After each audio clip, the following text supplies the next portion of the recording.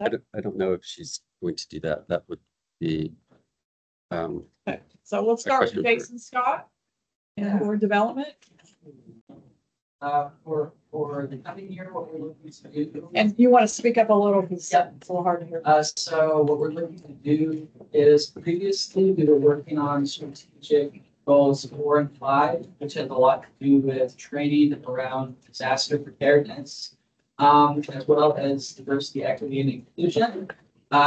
Because of the training that we conducted at this retreat, we have achieved that goal for the 3-year period, but we maintained it as an output just to see how we can kind of continue to work with that and seek out opportunities. We had also committed to a diversity, equity, and inclusion training for each of the 3 years, so we anticipate doing the same for the 3rd year. A lot of our time during this discussion was actually spent on item 6, because our understanding is that there was nobody specifically assigned to that, and our philosophy had been we're not really well positioned to interface directly with programs. We got to discussing about how the board development committee might be able to revise our site visit process so that we can encourage understanding and optimization in the areas of encouraging volunteer recruitment, participation from youth, and those other characteristics. So while we wouldn't be able to specifically say, oh, we can assure an increase of a specific number or a specific percentage, as board development, we could help create circumstances that could help facilitate those increases. So that's a project we're looking at this coming year. so is the board development committee then signing on for All of 6 revise the site so that we're able to see folks in like what are your barriers to achieving your stated match? Are there things that we can do to support that? So like instead of committing to specific numbers around that, it seemed like a meaningful way to at least share understanding and conditions to encourage education. So I'm going to add your committee to the, But what we don't want to be responsible for is we think those, not that those numbers and percentages and all Sure. that are unattainable, but we think it's too difficult to capture. It takes too much time to try to capture that, too much of staff time to trying to do that. For anybody. And that I think there might be another way to look at this in a broader sense to encourage volunteerism and support the things that are listed in there: pledge match, number of volunteers, number of people serving disadvantaged and underrepresented youth. All those things that we've listed in there that we want to try to impact. How can these board members impact that? But we wouldn't be saying how do our board impact that to achieve these numbers, because these numbers are really hard to ascertain and to collect and it's kind of yeah. Baseline. This was pulled from 3 years ago. Circumstances could change, so we could add from where we're positioned. If the site visit form has those elements, we can have additional discussions around like, what are your barriers to obtaining this match? Okay, so maybe we lost a partner, or maybe some kind of circumstance changed. And in some cases, volunteer tendency might be able to support that, or at least can have a broader understanding of what that looks like. Well, thank you all. Any other questions or comments from anyone? When on the site, do y'all anticipate doing like getting that feedback from the parent in advance of the site visit so that you can? So we're going to look at the process. Sometimes having the advance notice would be helpful to get maybe some more thorough and thoughtful insights that the discussion based on, like, as opposed to showing up and being like, hey, how about that match? And people are like, yeah, I didn't know we were talking about that. But yeah, just looking at that process to have those conversations. Great. Thank you. Okay, I'm going to turn it over to Terry Silver, who is chair of the communications committee. Thank you. And I'm going to turn it over to my member, Nathan, who's going to talk about. Because he is so excited.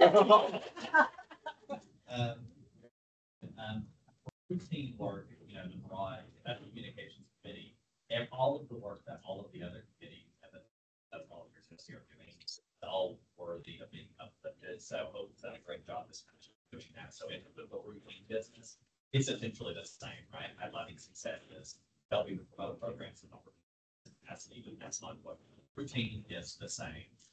In terms of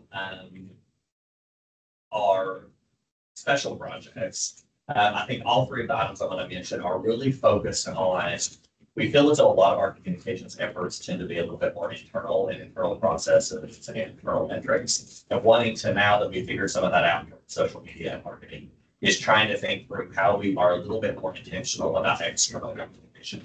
And that's not something that we think is currently strength necessarily. It definitely has a lot of opportunity. So 3 areas of focus. The first one, I think this ties back to the amount of time we spent yesterday talking about how do we measure people understanding and confidence in some of the work that we're doing. So I think it's 6.1, I think is the one that mentions the AmeriCorps, their attitude towards civic engagement. So using that as a little bit of a starting off point, but then thinking beyond just AmeriCorps and the state as a whole, several service commissions participate or lead the charge on some sort of a statewide survey or data collection on volunteerism, right? Do you feel as though volunteering matters? Do you want to volunteer? Do we know what barriers people believe exist to volunteering? What drives people to volunteer? And I think AmeriCorps is a piece of that. So that 6.1 is an item solid that I think the community wants to try to tackle a little bit of. Several service commissions that do a statewide survey. They're just trying to explore and wrap our heads around what that might look like. So that's one of the first big ones. And then the next two are really, really focused more on marketing and public relations. And it kind of touches every item on all of our goals. But I think a couple of the big ones are any of those that are focused on recruitment of volunteers broadly. I believe that was 3.1, which is the one about maintaining and recruiting AmeriCorps members. 1.2, which is Sorry, hold on, Nick. What was the first one? 1.2. 1.2. Okay. That's the 1.2, which And- of course has to do with just volunteer, probably number of volunteers. And what was the committee's suggestion here? So we have a suggestion that's going to touch multiple. Okay. Yeah. Okay. Yeah, so 1.2 is one of those, and it's around this idea of a more intentional coordinated marketing campaign externally based. Right? So we're not necessarily just talking about AmeriCorps. We're talking about here's what it means. We're in the volunteer state. A little bit more of that emotional kind of language, but we're in the volunteer state. It's in our blood to give back to community. Here's what it means to give back to community. And try to think strategically on how do we foster this culture and this understanding at the state level for general volunteers, including AmeriCorps, of why you should want to give back, right? It's who we are as Tennesseans. It's what it means to be a citizen of the volunteer state. Here's how you turn that into practice. So there's several items, several outputs throughout that are focused on just volunteer recruitment broadly in lots of different spaces. So I think it's one campaign that's touching on several of those items. So 1.2 is one of the outputs. 3.1.1, which is the AmeriCorps retention and recruitment one. So that one, because again, we'll spend some time on the AmeriCorps recruitment as well. And then 3.2.3, the last, 3.2.3. Again, number of volunteers. So anything to do with volunteer recruitment and retention, we think can all be tapped into the coordinated campaign. And then our last big project, emphasis on big, is we want to pilot's the right word. Boots on the ground summer road shows. So this idea that we spent a significant amount of time talking about, there's only so much you can do as the umbrella organization of Volunteer Tennessee. Right? We're doing great with the marketing and the publicity. We've got the service platform. A lot of the work that's going to help us maximize those things is boots on the ground, grassroots. So being able to spend some time championing service platform, championing service, championing AmeriCorps, and some of these other programs and topics at the county and regional levels, things that we as the commission don't necessarily have the capacity to do. Nathan, I'm sorry, can I ask you to hold on just a second? It looks like I've lost. It's telling me that I don't have internet. People online, can you still hear me? Yes, we can Yes, hear. we can still hear everything. Yes. We can Oh, hear you, but okay. we don't see anything. Yeah, you're frozen on my screen as well, so I'm not sure what's going on. I'm glad that you can still hear, but it's problematic if you can't see anything. I'm That's hard. seeing strategic goal 6 showing up on the screen. Okay, I am too. 6.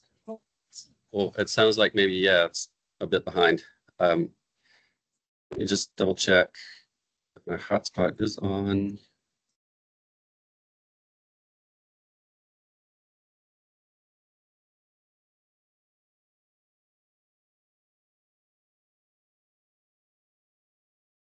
It looks like everything's okay.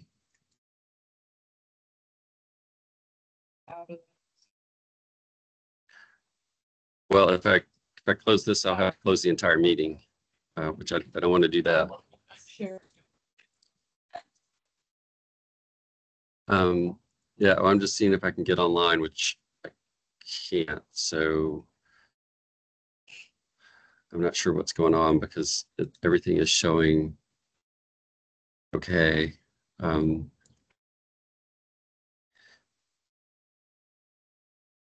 Sorry, everyone. Really not sure what's going on. I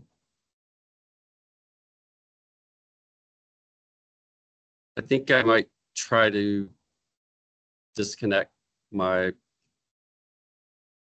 hotspot and then reconnect. So I might lose you all for a second. Hopefully it won't be long.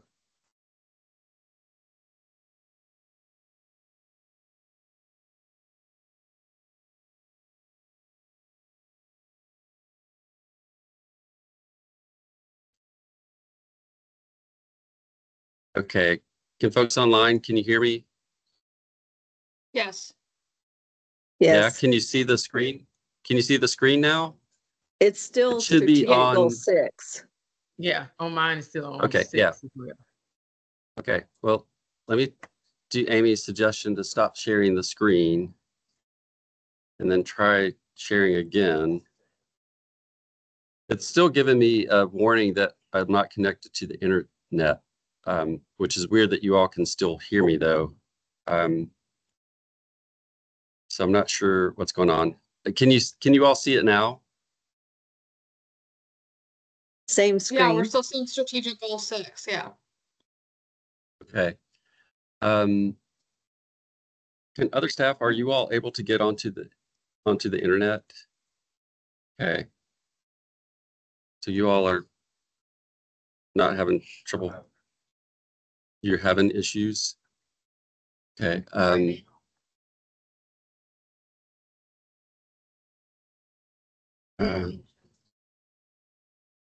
Well, I've been making changes to it, so it needs to be this version, but I'm not going to be able to send it to you because I can't access the internet right now. So let me. We can go. Yeah, let's keep going.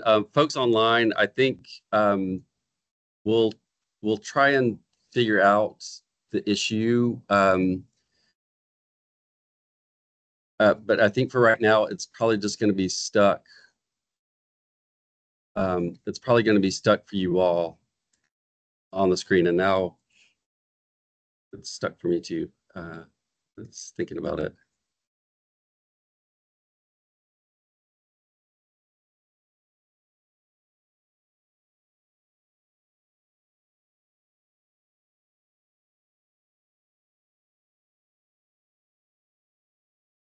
Yeah, I'm not. Word seems to be frozen up because it's not doing anything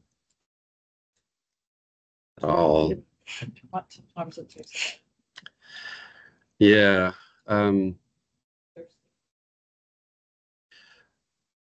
Well, I'm saving it to my hard drive.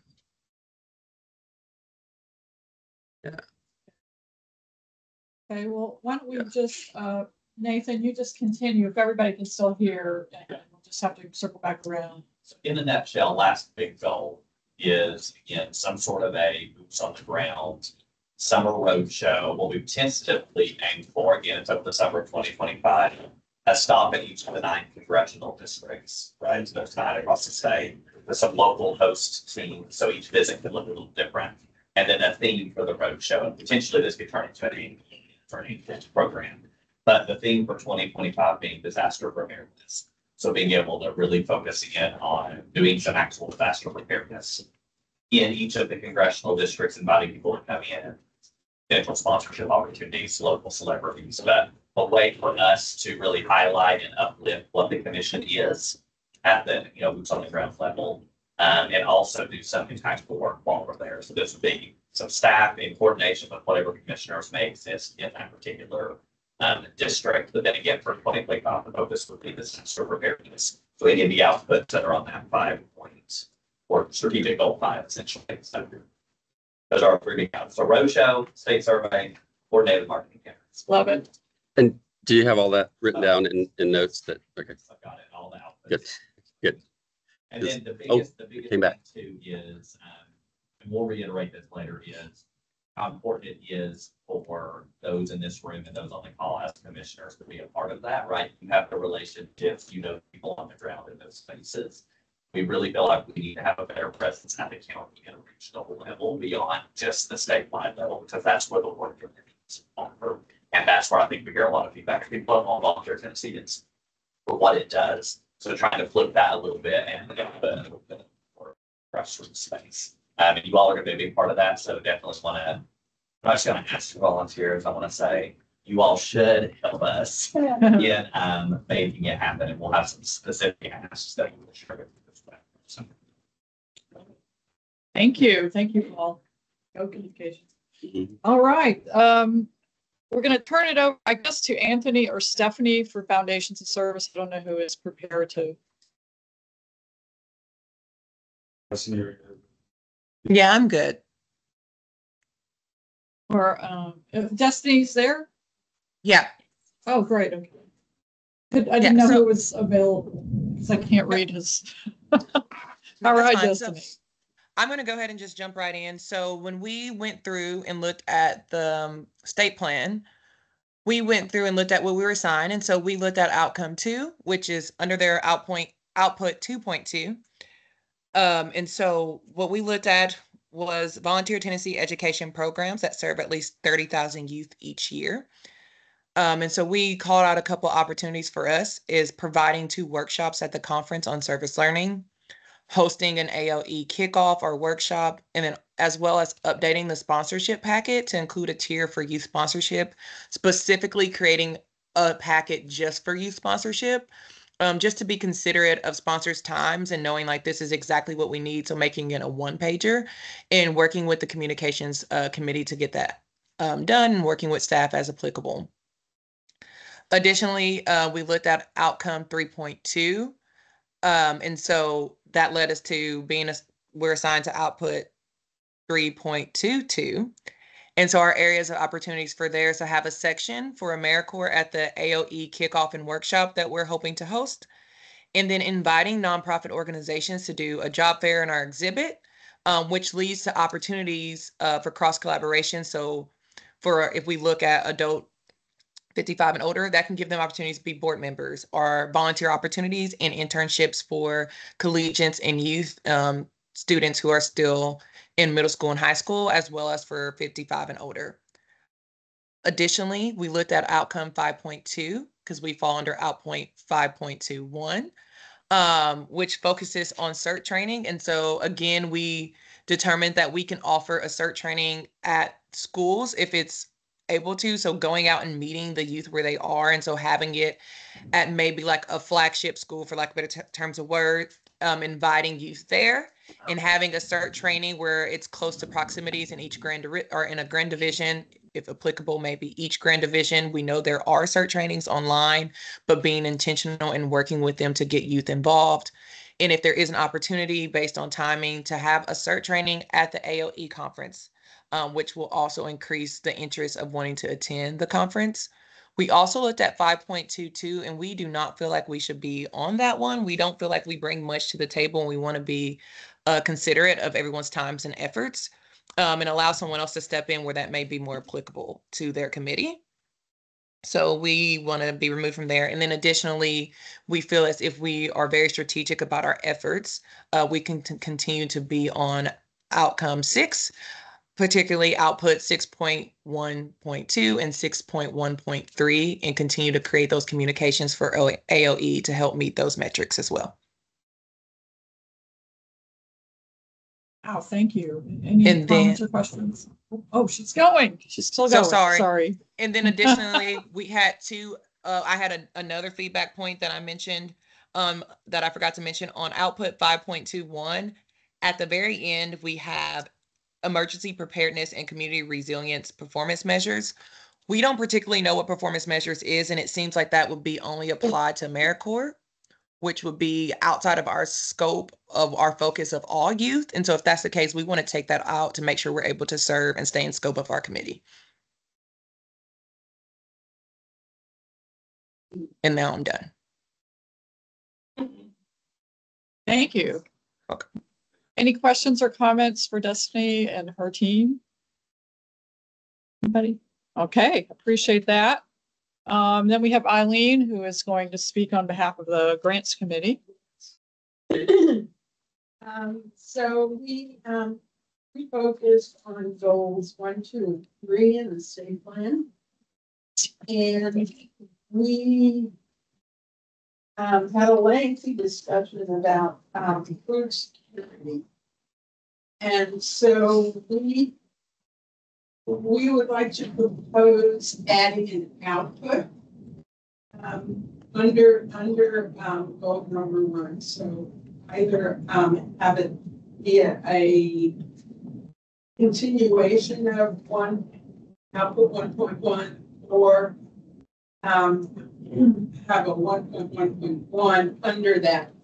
And so what we were aiming at was how can we get more programs that focus on food security to apply for AmeriCorps funding, and how can we as a grants committee boost those applications, because right now we have a lot of programs that focus on education and educational opportunity. The one program that we had that really was focused on food security asked not to get funded for this program year. And so we propose adding an output that says increase training during the grant review process on the funding priority of food security. So that means that for people who volunteer to review the grant applications when they come in, to include in their training, there's always usually it's a webinar, their training to kind of tell them that we're trying to boost the programs that are focusing on food security, and like possibly give more points during that review.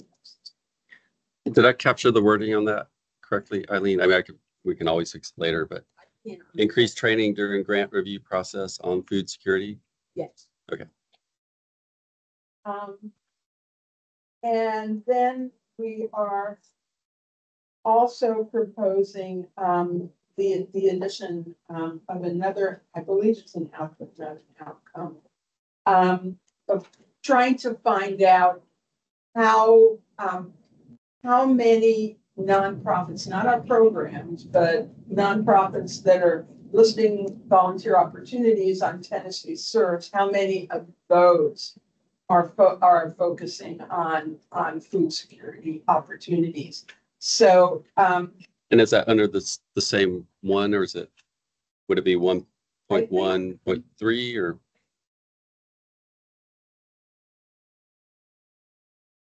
Well, we can figure that out. Okay, yeah. That's totally fine. Yeah. and the wording that we have is increase the number of nonprofits year over year on Tennessee Serves that focus on food security.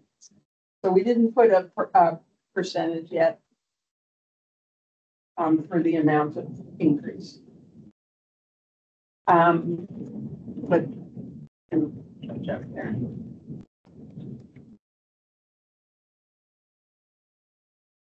Okay, let's see, how badly did I do? Okay, and then under strategic goal 2, we're going to keep the outcome and output as they are.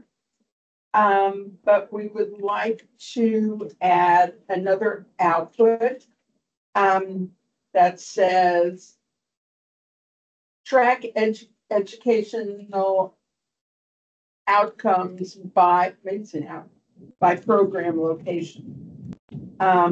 So that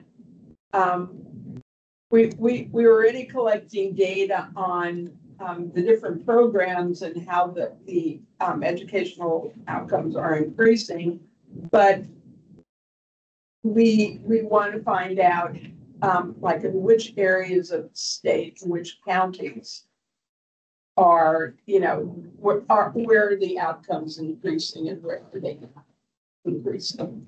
So track educational outcomes by program location, is that? Yeah. Okay, got it. Okay.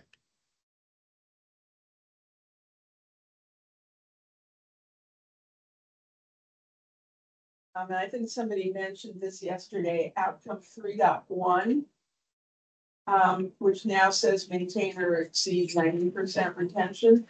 We of AmeriCorps members propose changing that to 85% because that's what America requires.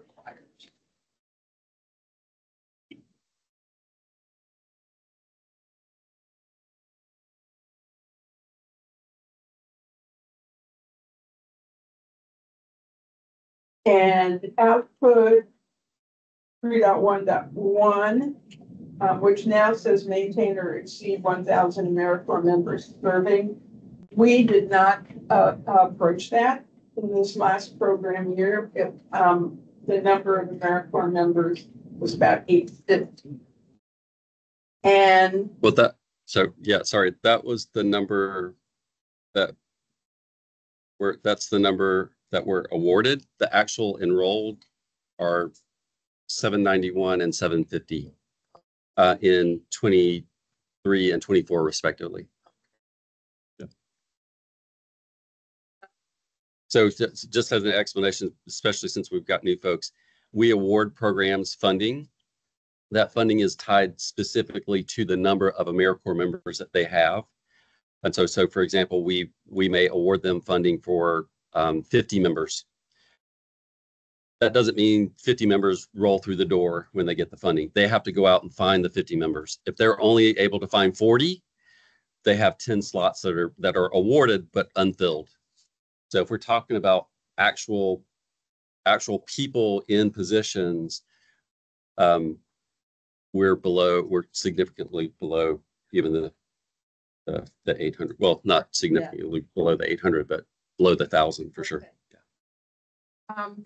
Consequently, we'd like to propose that we change output 3.1.1 and say, and we also think that increasing by 5% is too big a goal. So we would like to change the wording of output 3.1.1 to increase by 2.5%. Oh, wait, I'm sorry. Which one are you talking about? Output.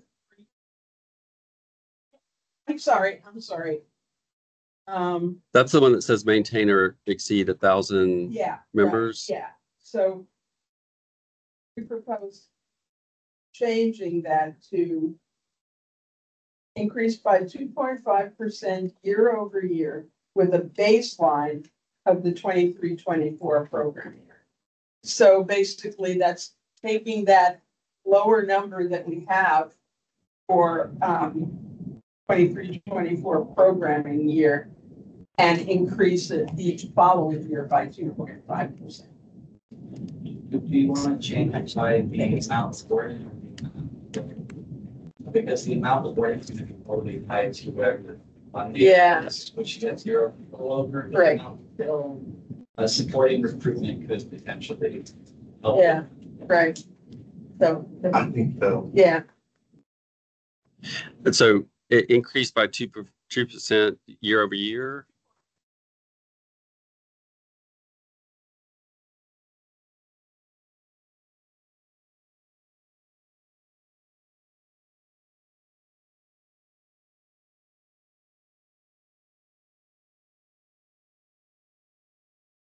Survey.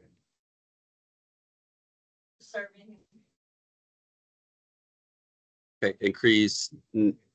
What was the, increase members serving by 2.5% year over year with a baseline of 23-24 program year.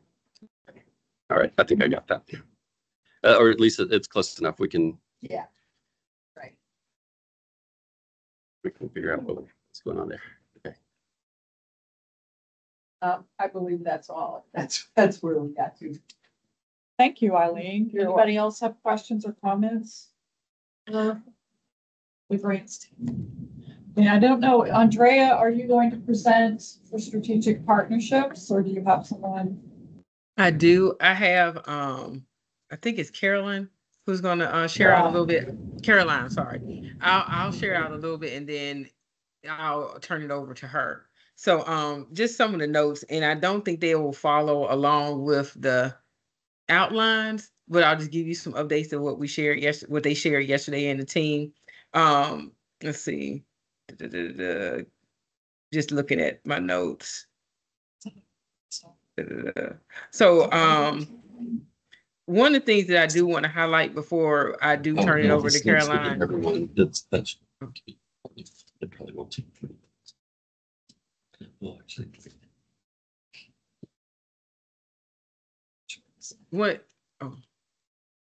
One thing that I did want to highlight before I turned it over to Caroline is that in our group and in some previous conversations, we talked about the CSP group or the corporate social purpose group. And so with that particular group, they are moving forward with they've gotten their leadership structure together. They've been now meeting regularly. And as they move forward, they are developing an opportunity for that corporate social purpose work to move forward. They have not developed out what their actual activities are just yet, but there are some great suggestions that are coming from them. I think in some time moving forward, there will be some connection with what we've had previously, our corporate social purpose track within the conference. And now there is some movement or some positive ideas around doing that again in the future. So as they move forward, we'll continue to lift that up in how we share out in our different meetings. But one of the things that we are discussing when we move back into our group is, do we want to make sure that CSP group is added into our state plan? The discussion will be had, but I also leave it out to you all to maybe think about in your minds how that corporate social purpose group might be helpful overall to some of the other committees that we have, but definitely how it will fit within our particular strategic partnerships committee. So I don't know if we have time for that as far as a discussion or any questions, but if we do, then maybe again, after Caroline has a chance to kind of share out, then we can come back to it, or if there's another portion of the agenda that we can talk about it. The other things that I will highlight is that I think there was, let's see, a few action items around are related to like a recruitment officer to be added into Volunteer Tennessee, but that's not necessarily something that I have a lot to share with you all on. And then I think I talked about the corporate social purpose. And then I think there was a question around us starting to, in some form, shape, or form, and within some of these outputs and outcomes, getting LaShawn on board, who is now what we've confirmed as being the director of faith-based community engagement office. So again, as we are the Strategic Partnerships Committee, we are looking for partners in the way of sponsorships, but then also in the way of if you will, the title strategic partners to really help move our work forward. I think I heard somebody laugh. I think our name. No, but I will leave it there and turn it over to Caroline because she was here on yesterday and I was not. Yeah, and I think some of the groups have already identified a number of things. Let me throw out though, like with what was just suggested with the 2.5% member increase, our present CEO has had a huge focus on increasing living allowances and stipends across all our programs, and it's been very successful in that. And just concerns because that usually impacts member numbers, right? If you accommodate that increase. So just wanted to share that.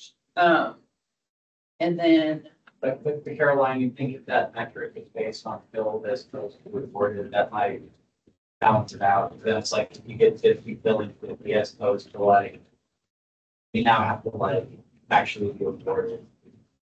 But so you're kind of saying the bill may give some flexibility. like what you get, you're billing or you're maybe more successfully filling the allocation situation. That, and I think if you always have a justification for why something wasn't reached and it was out of your control, a great thing like an increase in living allowances, right? Oh, sure.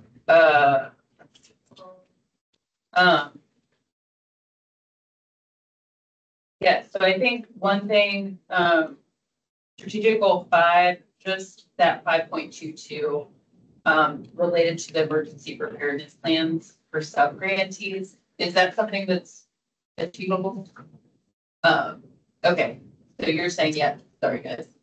So it should be prioritized. So I think we would emphasize that one if it is absolutely possible to jump off on recent current events to really show the need for that. Because honestly, they will only benefit. Does that mean that the Strategic Partnerships Committee wants to be added as the committee responsible for this? Oh, but because right now there is no committee listed as being responsible, which is part of. I mean, it's at the end of 3 years, so it's not something that it's not like every year certain number. It's like at the end of 3 years, we want programs to have done this. But to be quite honest, we haven't really done very much work on this because we haven't had a committee that has it under its responsibility to kind of guide that process. So, and let's needed. So I think one of the action steps that we did identify was to connect better with John over some components related to that, or making sure like right and left hand, we're on the same page, how we best support. So in saying that it could be strategic partnerships, but we would have more discussion, but I think that Caroline is right where we were talking about if CSP is under the SPC, then one of our responsibilities may be, as we look for partners, that could include nonprofit partners that we send to him for the CERT training. So, or at CSP, people could say, hey, they're going to promote this training amongst their corporate employees. So it could be either or. So I think right now it is a italicized SPC until we kind of flesh out how we think, what would our actual item be to facilitate that. Yeah, well, I put double question marks after it. Yes, so. Perfect. Maybe.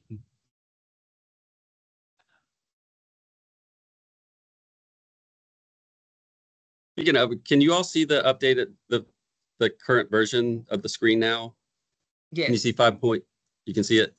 5.2, yes, with my. Okay, Yes. good. Okay, great. Right, well, thank you all. Thanks. Thank you.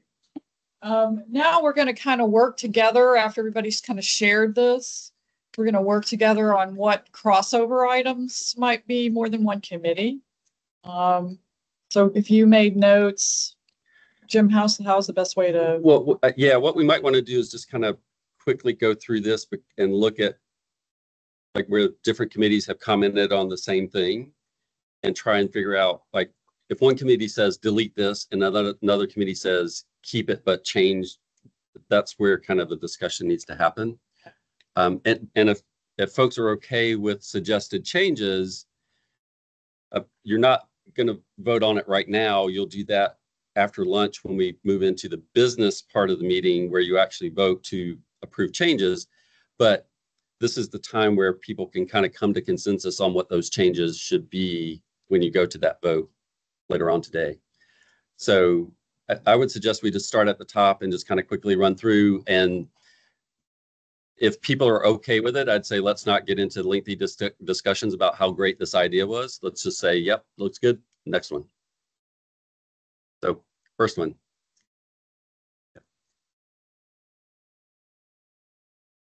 Oh, so that's specifically training for the grant review team. Let me add that if you all don't object. So it's training for the grant review team members who are reviewing the grants. And yes, we do that every year. We train the grant reviewers. If I understand this suggestion correctly, the suggestion is to focus in that training a bit more on food security issues so that the reviewers, when they're looking at things, can look at it from that lens of, is this program addressing food security issues? Is that kind of? Yeah. Okay. Because I think the thing that we talked about a lot, that some of those programs. Yeah. Sure. So, Yeah. Giving some training to find that. So does anybody object to adding that? Reason for that is because education is on really high funding education rate. Yeah. Yeah, it's the lift up. Okay. All right, so 1.2, the suggestion from yesterday was to change the wording of this one to go to number of volunteers leveraged, focused on food security issues will increase by 5% year over year. And that suggestion was from the Foundations of Service. The coordinated communications campaign, I don't think that's the activity. I don't think you guys are suggesting changing the wording of the actual output, right? Yeah, okay. So that I don't think we need to get into that. But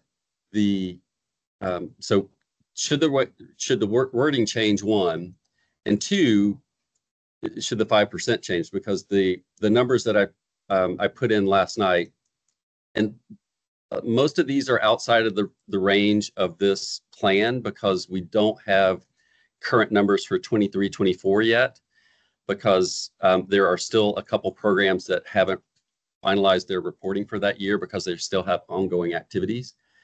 But for volunteers specifically on food security issues, we had 572, then 404, and then 19.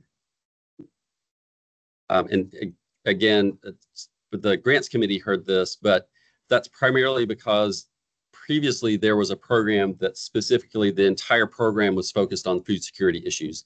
And that's the program that earlier someone mentioned that they decided not to ask for funding anymore. So they closed their doors and wrapped up their AmeriCorps program. Yeah. So we do still have a program that does have some food security stuff that they're doing. It's not the primary focus, but they're doing it. And actually, Katie can talk a little bit more about that if she wants. And then I think we have this year, I think Appalachia Cares included some food security stuff in their performance measure, I think, if I remember correctly. And yeah, okay, yeah. So we do have a couple others. It's not, again, they're not the primary focus areas for those programs, but they do have some components within their program to look at this issue.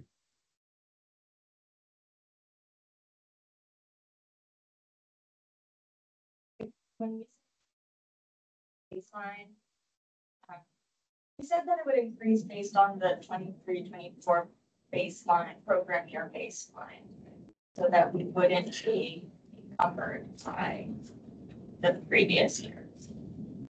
Yeah, I was just gonna suggest that too. I think we had that in our conversation. Yeah. So instead of year over year from the 23-24.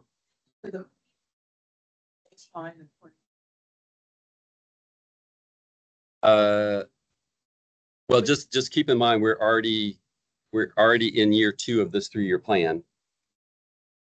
So if we're going to say year over year, we have not achieved a 5% increase year over year already. That has not happened.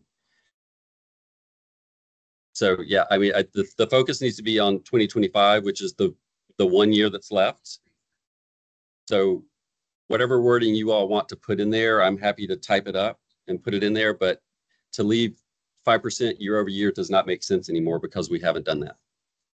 So my suggestion would be to, if you want to change the wording, that year over year comes out and gets replaced with something else, like maybe from 23-24, or from will increase by 5% from the 23-24 program year. Yeah, that makes sense. Yeah. Okay. Sorry, I don't want to usurp the committee's work that you've already done, but yeah.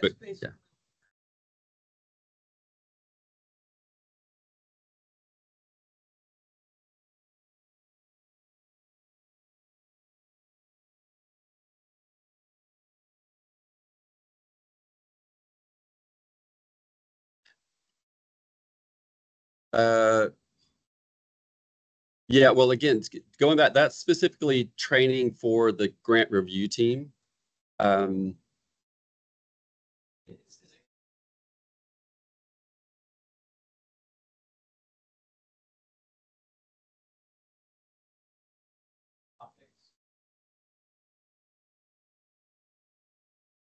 Yeah, I think it's, I think it's that, and also to give the folks who have volunteered to do the grant reviews, give them permission to, when they do their ratings, to give the programs that focus on food security a little bit of a boost. In the wording that I have, it specifies that we're training on the funding priority. What I understood is, as you're going through the application, each nonprofit, their application differently. So, which is not helpful, but it's more of the, depending on how they put what they're going for, all that stuff, it's in different places, all that. And so it's kind of, my guess is, of training of what to look for in the application as you're reading it, like specific, like keywords or something like that, to where it's like, oh, okay, this is where I need to go. It also seems if that is a priority for the program, it should be pretty self-evident. That's a process, right? Like the goal is to fund that, as opposed to a intermediary who says that they'll do 20 food insecurity volunteers in an effort to get funding priority. You know what I mean? Yeah. It's like an apple. Right. Yeah. If I could suggest another change, because I think we're getting a little bit into a discussion on how to implement this as opposed to what the wording should be. So I think perhaps it could say increase training for the grant review team on the food security priority. Sorry. cannot look to the left and type at the same time. So grant on the so I'm delete process, increase training for the grant review team on the food security funding priority. Does that kind of capture what you all were trying to get? Okay. Okay. So so that sounds good. So going back to the other one, did everyone agree with this change of wording to delete toward this end for and substitute focused on? So number of volunteers leveraged, focus on. It's still a little bit awkward. It's probably better than what it was before. So maybe leveraged for food security issues.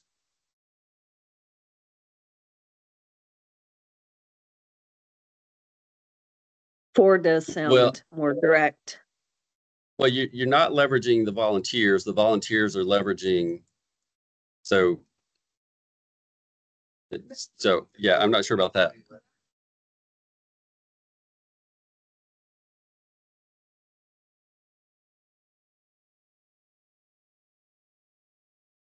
Leverage is such a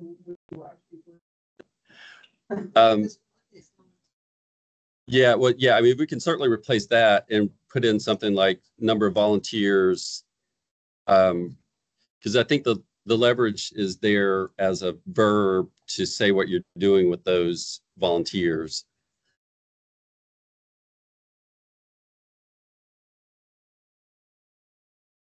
Okay.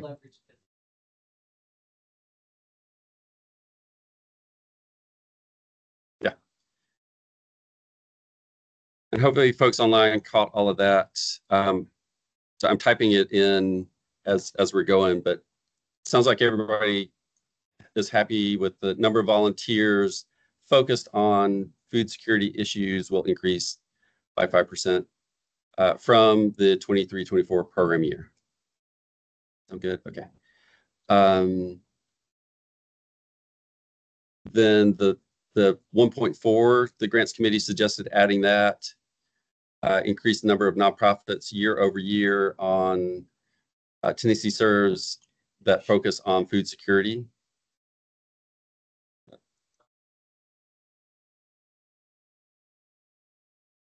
Do you need to give a quantifiable on that? Yeah, thanks, Katie. That was for from Katie, for those of you who.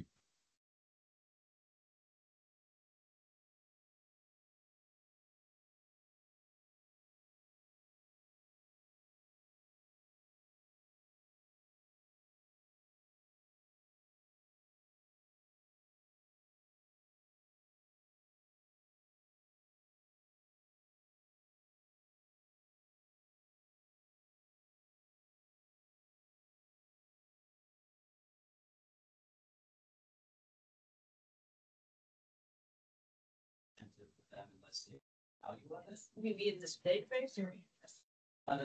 The number of volunteers. Oh. In Tennessee Serves, it's like, there's no, unless they're the volunteers, send a grant or something to them. You know, if I'm whatever organization you're after, so like, if I'm not using that system, what just.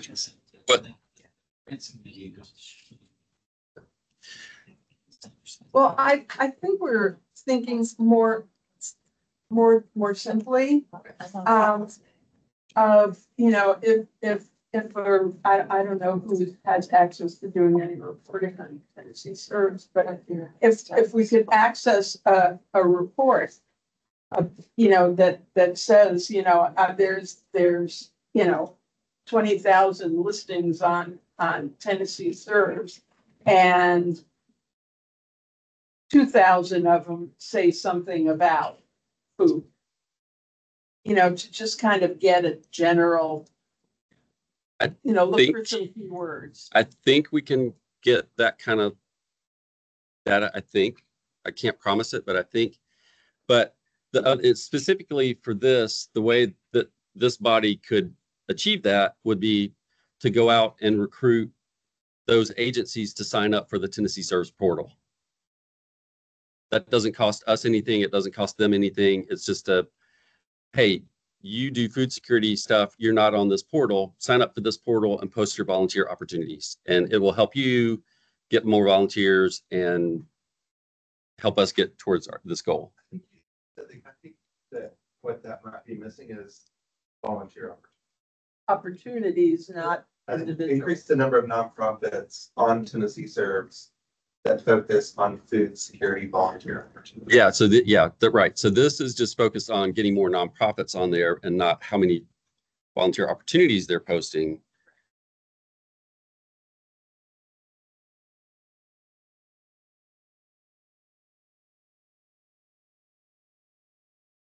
Yeah, so they're both well, in terms of the logic model, those are both outputs. And you can have two outputs in the same sentence. You could also separate them. I don't think that's necessary. But you could have one or the other. So you could say, we're going to focus on just getting more nonprofits. And if they're on there, we're going to hope that they post their opportunities. Or you could focus on just put in, we want to increase the number of opportunities that are focused on food security. Again, I'm not 100% sure that we can get that level of data. I think we can, but I don't know. So I don't want to steer you guys in the wrong way, thinking we can get stuff that we can't. So it's a bit of a question mark. But we could track, like if this body and the staff are out there actively recruiting like food banks, like, hey, you're a food bank in Montgomery County and you're not listed on our portal. It's free. Why don't you sign up? We can count that. I mean, that's countable. And it doesn't.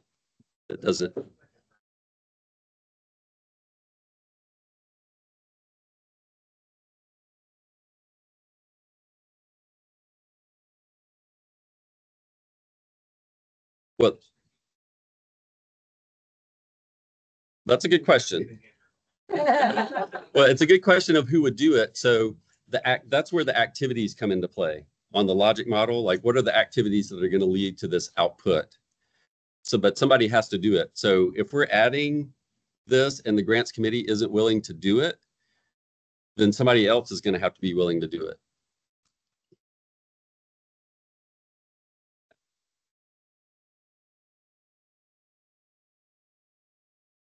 Hey, Jim, just so you know, I don't think any of us virtual can hear anybody but you speaking.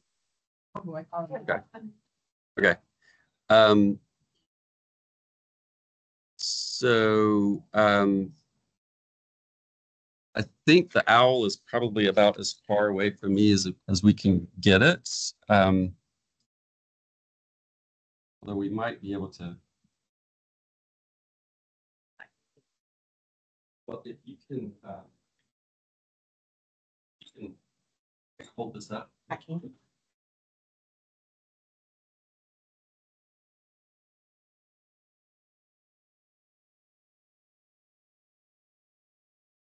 No. I don't know if that's going to help. So can someone give a test and see and speak loudly?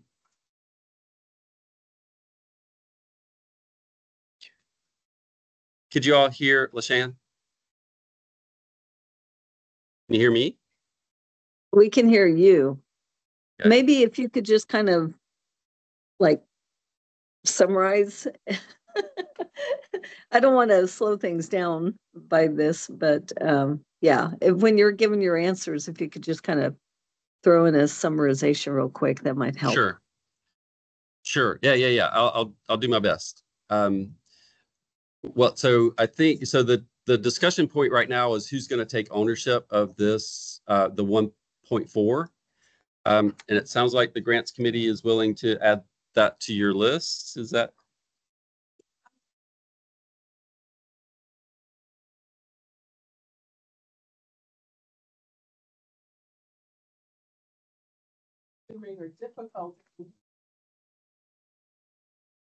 Yeah, and that's the part that I don't know.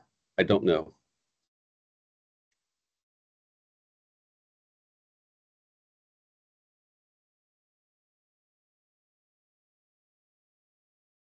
all actually getting AmeriCorps help in some way?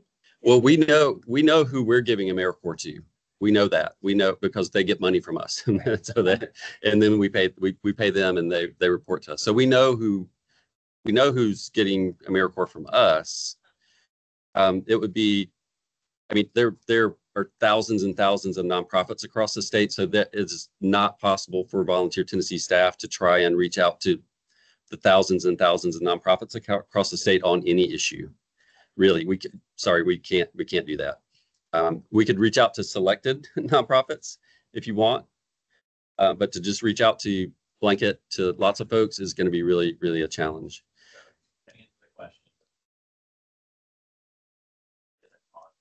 Yeah. Okay.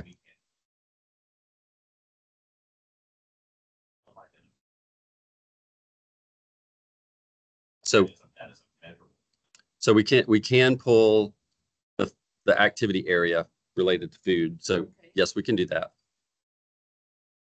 And we could, if you want to focus on the number of nonprofits, we can just look at who's posting that and count those. They might post 30 opportunities, but they're only going to get counted once as an agency. We can measure organization, or we can measure number of. Well, we can pull reports on that. Yeah. You do both? Want to. Well, about it too, but we do have a Tennessee Food and Nutrition Security Coalition, Department of Health, and we're actually meeting on November the 12th. So there may be an opportunity to engage those individuals that's in that group and signing up for this volunteer space and learning more about what we do. So. I wonder if it's not really a thing. I'm sorry, we haven't got past the first outcome and we're way over time. So what I would suggest is either we add in, so right now it says number of nonprofits, either we add in and volunteer opportunities year over year on Tennessee Serves that focus on food security, or we leave it as is. That would be my suggestion.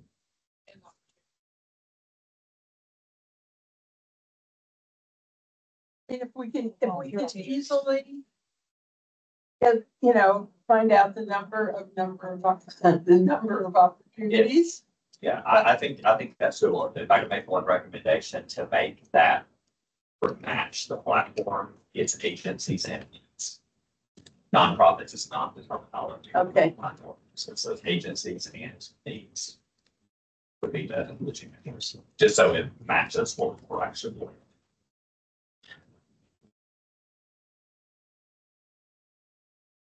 Sorry.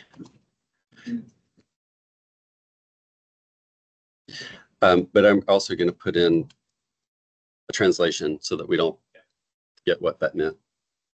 So Nathan, do you have special permission on Tennessee Serves that you can get? Well, so that the numbers of agencies, you don't even have to have a count. You can pull that by hand. Okay. Hope and Anthony can pull these on the back end. So they both have access to it.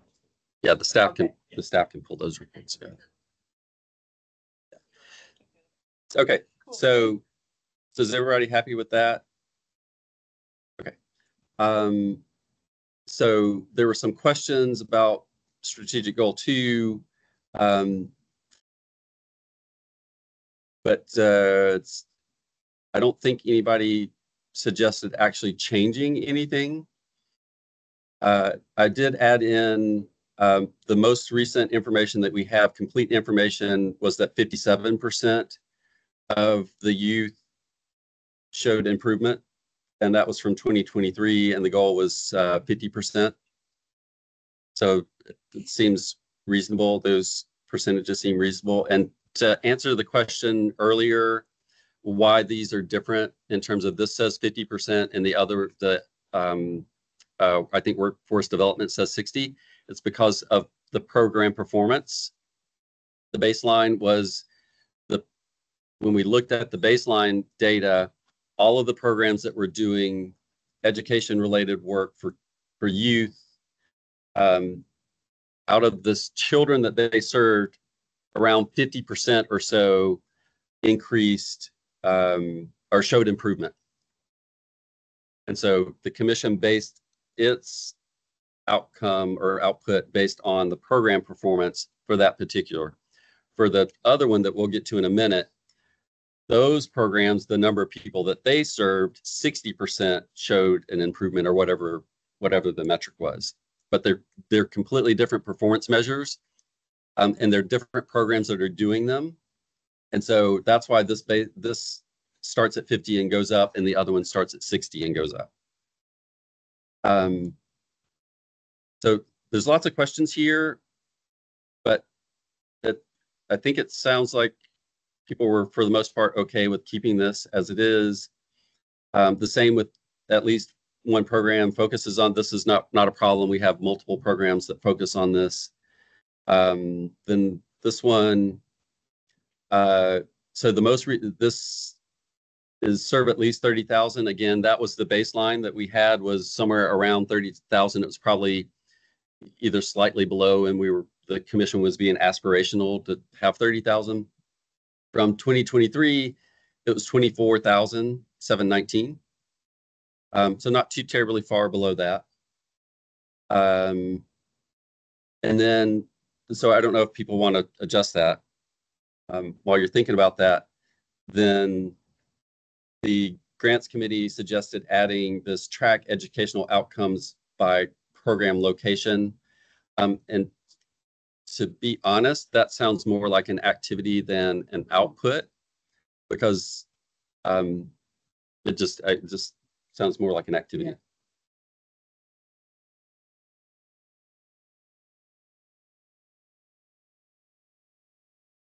Sure. What is the discrepancy there? In which areas do we need more focus? And because I don't know. Sure. Well, I'm not saying not to do this. I'm saying that it's more of an activity than an output. Yeah. So my recommendation would be to move this to the activity section instead of, if people are okay with that.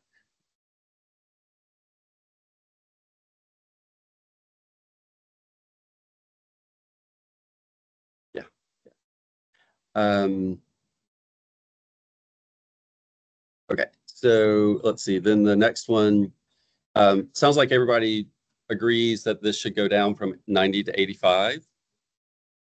And the numbers here, you see we had 86 in 23 and 24. 2024 was also 86. So we're right around that benchmark anyway. Let's see. Then the suggestion here was to change. The previous one said maintain or exceed 1,000 AmeriCorps members serving. To change that to increase members serving by 2.5% year over year from baseline of 23-24 program year. And again, that 23-24 was the 750. Actually, members that were enrolled in the program, not awarded.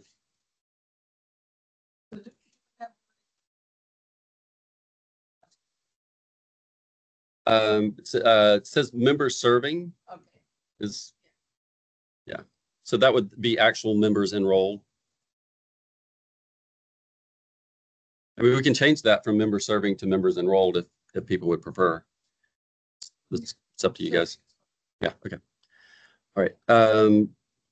Okay. So there were other comments, but it looks like probably those were addressed by making the change. Then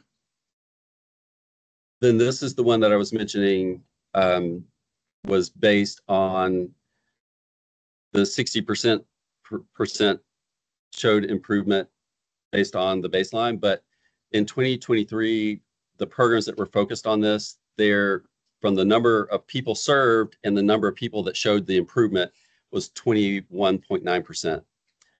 And there were a few, I think there were one or two fewer programs that were focused on this area, but the ones that did weren't having nearly the kind of output from when we originally had this, because I think, well, one thing, we had a program in Memphis that has since decided not to continue, Impact America, and they were serving lots of people with income tax preparation, which directly goes to this, and they're no longer continuing. So these numbers probably aren't realistic anymore. I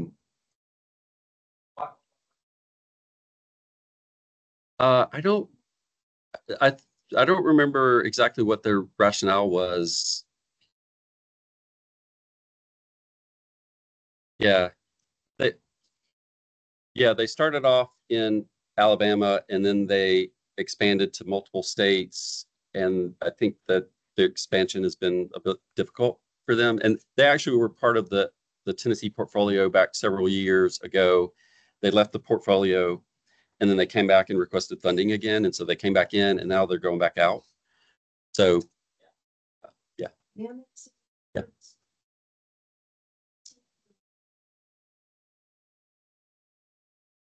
2.5% and pull it down, maybe saying, as determined by performance measures, increase number of individuals by 2.5 or 3% or whatever instead of 60%.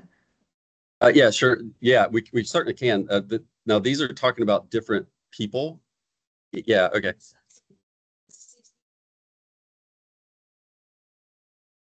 21.9%, 23. So can we change that percentage to read Yeah. differently? Yeah. We can absolutely change it however you all want to change it.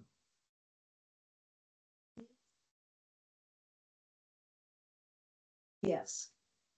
Or what we have, just we want to increase from that number. How would we word that?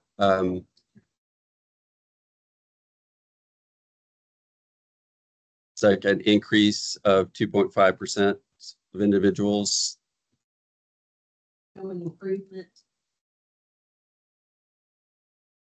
Now, the 2.5%, but that's what we had in 3.1.1.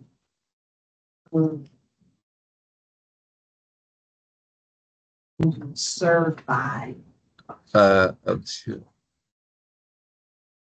Something doesn't look right. Yeah. Increase of 2.5%. Maybe I think maybe of.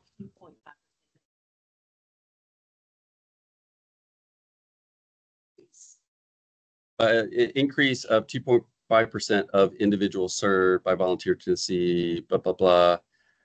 And then probably just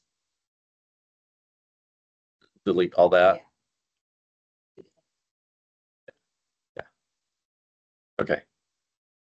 Everybody happy with that? See anybody online who's okay. Amy, did you want to stop or did you want to I think keep going into them? How's everybody feel about just getting through this and have lunch, or do you want to grab lunch? The group just who's hungry? That's so what's at hand? Is that a power through it and give me some food? And the food is exactly the same as yesterday. You can tell by everybody's face when they eat Yeah, something. we are probably a little checked out. There's a lot of information that we're not. Let's do a mini break. I think it was a little over. Yeah. Just FYI, it's kind of hard to see from here because of the lights, and so when you're going through stuff, it's kind of hard to see. Yeah, we can turn the light off, but I think there's only a single switch for the entire room. So I think if we turn the light off, it's gonna, it'll be the whole room. Oh. Nap time. Well, I will say though, for the commission to get through all the work it needs to get through today, it will have to be a working lunch. So we can't stop and have conversations. And I mean, we can stop and have conversations. We just won't get through all the work. Yeah, if we can just grab a lunch and you can take a little. Let's do a 5-minute break. So folks online, hopefully you heard, we're going to take a quick 5-minute break, grab lunches, come back, and we'll get back to looking at the plan. Do this crossover. I put the comment down. I mean, everybody gets step from this whole. Chunk of time to discuss the crossover. I don't know what to do either, but I mean, it's like people are just talking too much to get through the, like, we can't go into super detail for every single thing. It's like either people want to keep it or they don't, but I don't see how. well, we do, I mean, we do have some flexibility because,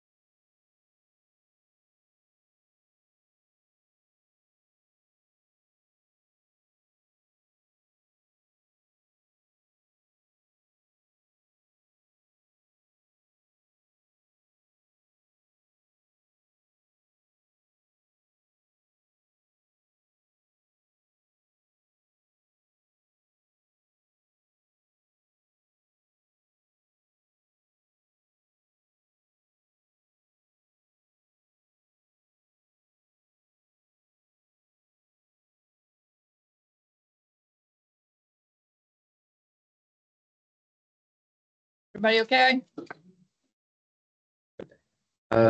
So let's see. So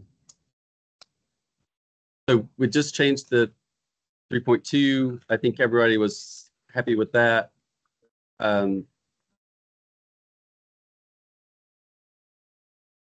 So then these others, there doesn't look like there were any changes for or suggested changes. This one, the last one, the number of volunteers leveraged for economic opportunity, it went down instead of up. Again, because we had that one program that's no longer part of the portfolio. So that 5% increase year over year is also not going to happen. So if folks want to use kind of similar language that was up here. Yeah, where was it? Increase 5% from the 23, 24, if people want to use that language instead. 5% item. So 5% would be roughly 50 volunteers. I think compared, well, a little bit more, but from almost 1,500, it would go up to like 70, go up by 70.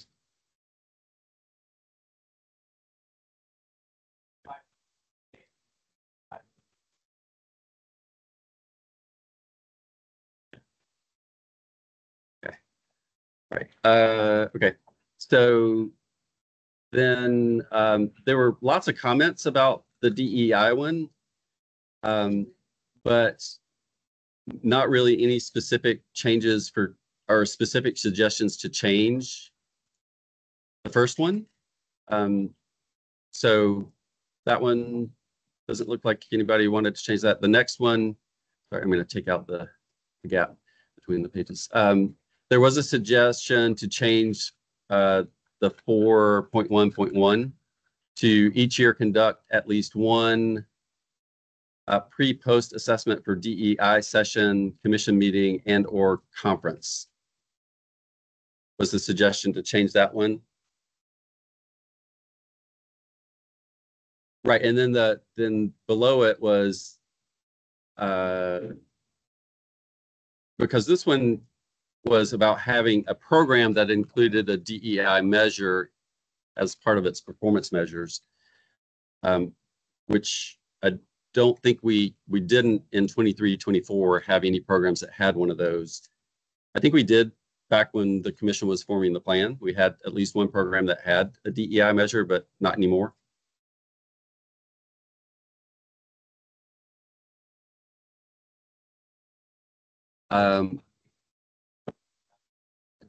I don't know that there's a standardized national performance measure for that I can think of right offhand. Yeah, I don't think so. But I mean, programs can design their own, and I think that's what happened with the one that did have it. They designed their own performance measure. It wasn't a national standardized measure. Okay, so are folks happy with, because we didn't have a program that had that as a performance measure, so either that needs to come out completely or change. Anybody not happy with changing that? Okay, and then the one underneath was just suggesting to delete the and pre and post assessments because that's captured in the one above it. Yeah. So the top one, you're kind of tracking the pre-post assessments, and the bottom one is the tracking of the trainings. Okay. So then this next one didn't look like anybody had any suggested changes. I put in the for the 19 programs in the 23-24 program year. That's the data. I'm not going to go through all of that. You all have it in your inboxes or should have it. There were definitely some shifts that I think show some increase in diversity. Let's see.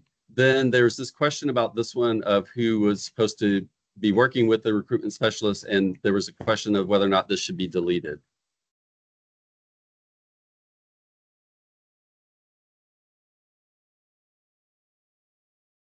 Yes, there is absolutely still the aspiration to do that. Yeah. The money is there and waiting to be spent.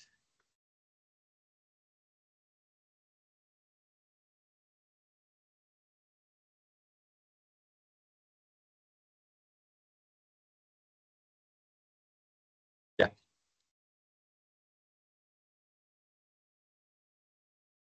Okay. All right. So anybody opposed to keeping it? Is that in there? Okay. Then 5, there was some suggestion to reword the first outcome to have a metric. This one, to be honest, I don't, because it says from a baseline of year 1, 2023. I don't know that we have that baseline. Because looking at it, I think that was tracking the trainings that we were going to do and that there would be an increase. I think, if I remember correctly, why it was worded this way. Because we wouldn't count the training that somebody else was doing. It would be training that Volunteer Tennessee was doing. So we probably have that information somewhere. We kept track of how many people were on the things that we've done with Don. We know that, but I don't have it here.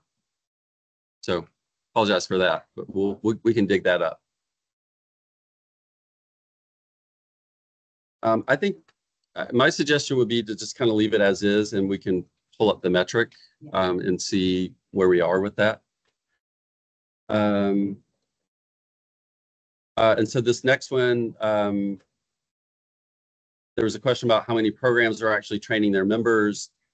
It says at the end of 2 years, because this was changed last year at the retreat, so it was looking at 24 and 25.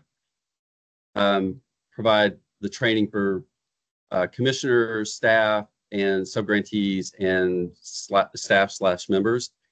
And I know we've done all of that except for, I'm not sure if we've done members.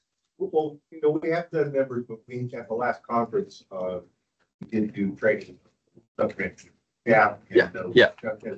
Possibly including another training in the next conference, inviting AmeriCorps program. As far as the staff, the members themselves, we discussed this maybe possibly when they do their orientation that I could have for presentation at the time of the program orientation.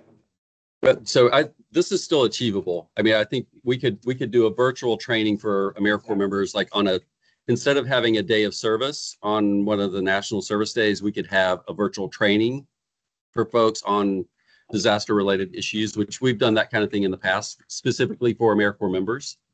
So that, I think this one is still achievable. That members part is the only one that we haven't done yet. So I think this is doable.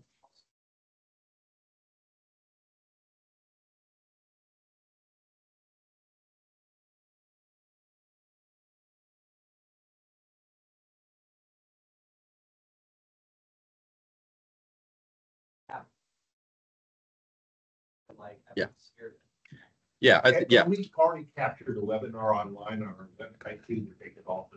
Yeah. Yeah. I think we're good on that one. So I'm not too concerned about that one. Then this next set, one program includes one emergency preparedness, resilience. This is at the end of 3 years, so it would have to, because I don't think any program currently has one of those. So it would have to be. But they do not have a performance measure that's related to disaster. Yeah, and brought up the point that I think really should it be a performance measure? Is this a something related to a performance measure or not? Well, if you go national, like, would that be more county managed way? To go national is They're still operating as Hands-on Nashville as the name that they use. They've merged, but they're calling themselves Hands-on Nashville, powered by the United Way of Middle Tennessee. Yeah. Well, they've merged within the United Way, but they've kept kind of the Hands-on Nashville brand because it's super recognized.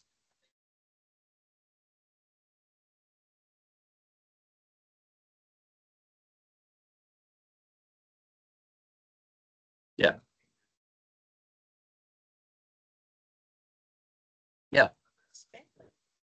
Yeah.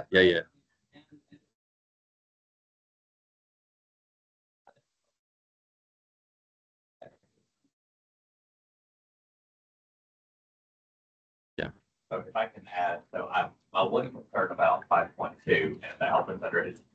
So the outcome is increase disaster recovery response volunteer opportunities. Neither of those outputs actually is what it is. So I feel like, and it mentions Tennessee Service, I almost feel like you need a new output, a third output that matches the food one we had earlier, like the number of agencies that are focused on or something.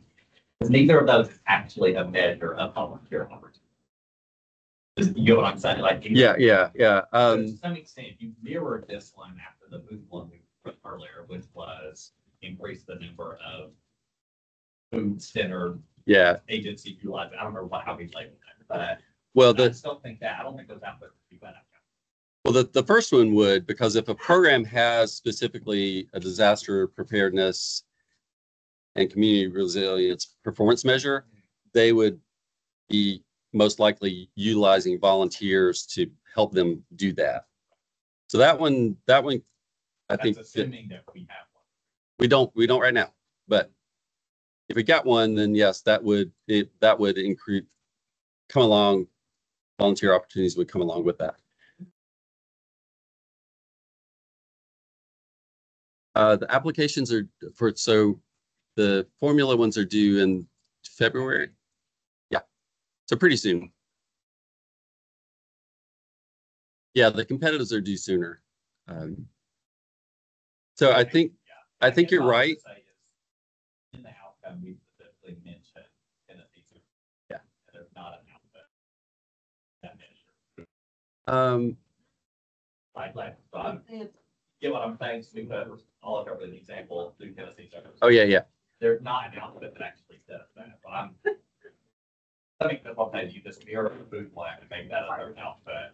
But yeah, I mean, that's something we can measure. How many agencies, organizations, and opportunities that the platform are doing disaster work. That is a measure that we can pull that report right? Like that is. I don't remember which one was the food one. I think it's the one. It was the food one. You could almost verbatim do the same, but instead of food, it would be. That should be G. Yeah.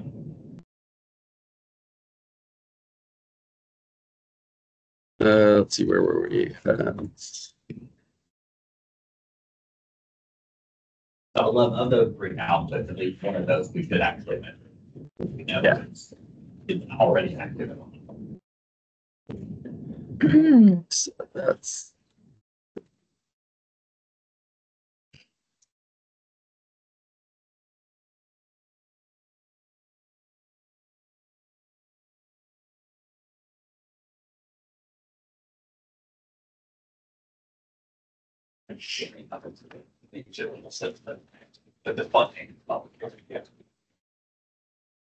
So I just need to change the wording because it's use this.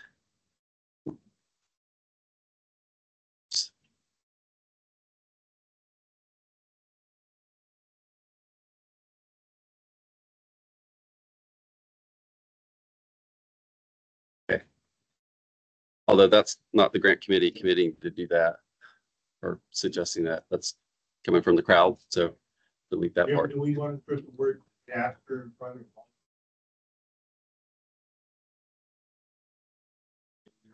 Well, it says that focus on community resilience and public safety. I mean, that's the title of the goal. So I would think that kind of captures it. Everybody okay with adding that? Yeah, okay, all right. So then number 6, and so all of number 6, these are things that we're required to consider in the state plan according to federal statute. So these things have to be in our state plan. It's up to the commission to determine how they want to address them. So we can't just delete these things. I mean, you could, but we're really supposed to consider these things. So the challenge with the first one, though, the positive change, is that we still have never really developed a good way of tracking that. And part of it is that we also, I mean, we don't have a committee that was kind of focused on that, like helping to figure out how to do that. Then let's see.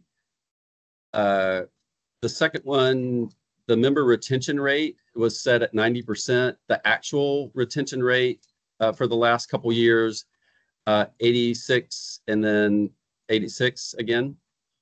So it's pretty close to 90. I don't know if you guys want to adjust that or just keep it as it is.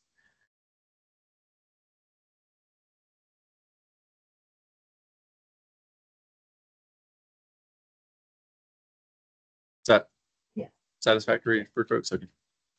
Oh yeah, sorry. Yeah, it's also here. Someone suggested that. Yeah. Okay. So, okay. Now the volunteers. This one is a bit of a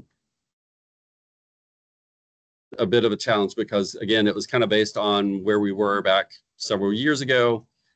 The actual, we had 14,000 volunteers, and this is through both the AmeriCorps programs, our Volunteer Generation Fund programs, and the Tennessee Serves platform. 14,000 volunteers. The hours were pretty close to the goal. I mean, so those folks are doing a lot of hours because the goal was 143 and the actual was 141. So hours wise, we're pretty close, but numbers wise, like the goal was 123,000 volunteers. We weren't anywhere close to that. There's a lot of awful lot of Here are people doing more. Yeah. Yeah.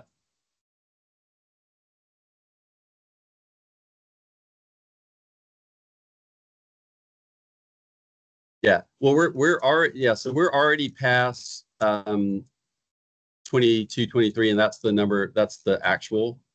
23, 24, we don't have the final numbers yet from the AmeriCorps program, so I don't know where we're going to fall, but my guess is that we're not going to be anywhere close to 126,000 volunteers. And for then the final year, again, you know, I don't, this 6-digit number is probably not right. The 6-digit number for the hours is probably still right, whether it should be 151 or something else. But the number of volunteers probably needs to be adjusted for 23, 24, and for 24, 25. And I mean, you could start with where we are with 22, 23, which is 14,000, and bump it up a little bit for each year.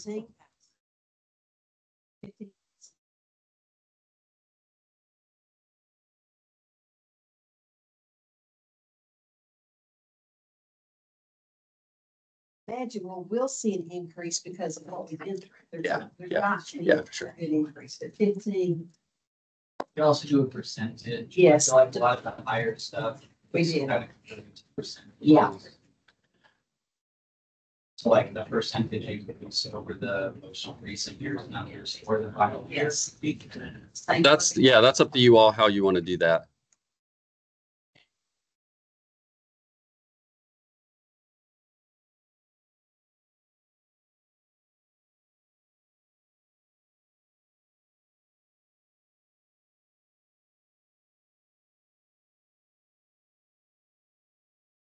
Okay, so then it sounds like if I'm hearing, so maybe that entire section gets deleted. But then maybe also recruit, because it would be increase. If we're talking about moving to a percentage, I think, right, would be.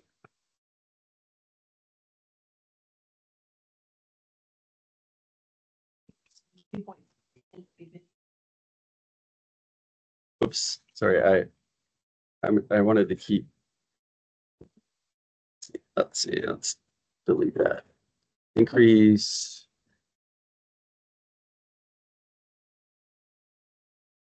Number of volunteers.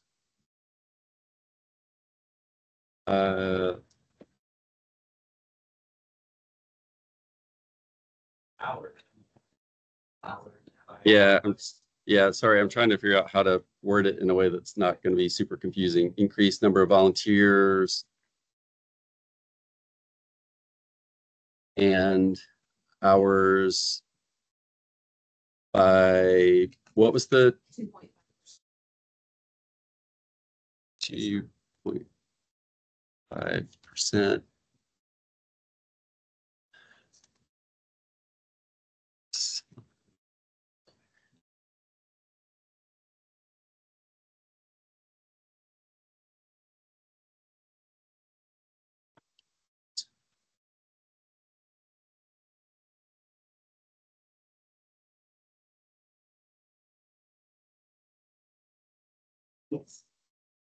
Year, maybe. I think that captures it.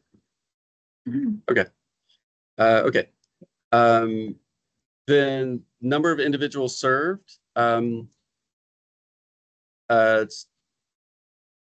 think those are probably okay. You see the number for 22-23 was 43. The goal was 42. So these are probably still realistic. The last one, again, this is another one where we didn't have a committee that was focusing on it, so we didn't really have a way of tracking it. But again, this is one of the things that the commission is required to consider in its plan. So something needs to be in the plan about this. But what it is up to you all, because the 5% year over year from baseline of year one, that was you all. You all decided that was going to be what the metric was going to be. State or America, you don't want to have a definition. That's a good question. It may be defined in statute, maybe.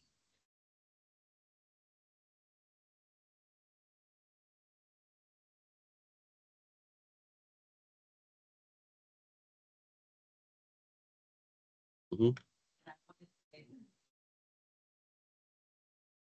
Yeah. Yeah. What I will say is, depending on how the program is structured, they may actually have that meet that, but it just not be. Right. I think that's the issue. Is like how we think programs are doing it, but we haven't developed a method of tracking it yet.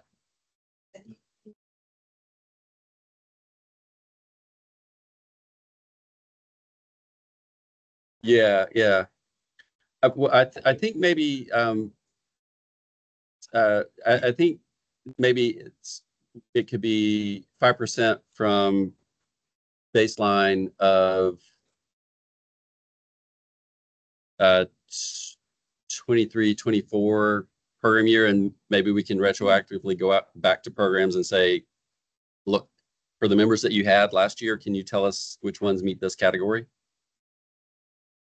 I mean, it's maybe a bit messy, but it's probably realistically the only way that we can do it would be to go back, and then going forward, we can say, can you track this? Jason, does that seem reasonable enough? Okay. And then the match. sorry, I did not have time to pull up the financials last night for programs. I think though, in general, Latifa, correct me if I'm wrong, that most programs are meeting their pledge match. Most, I mean, it's probably not 100%, but it's probably pretty close. And in fact, about half of our portfolio doesn't have match at all because they're what's called fixed grant programs. And so match is not a requirement for them. So I think 100% is still, we should, what programs pledge, we should hold them to it. So I think aspirationally, this is still reasonable to keep.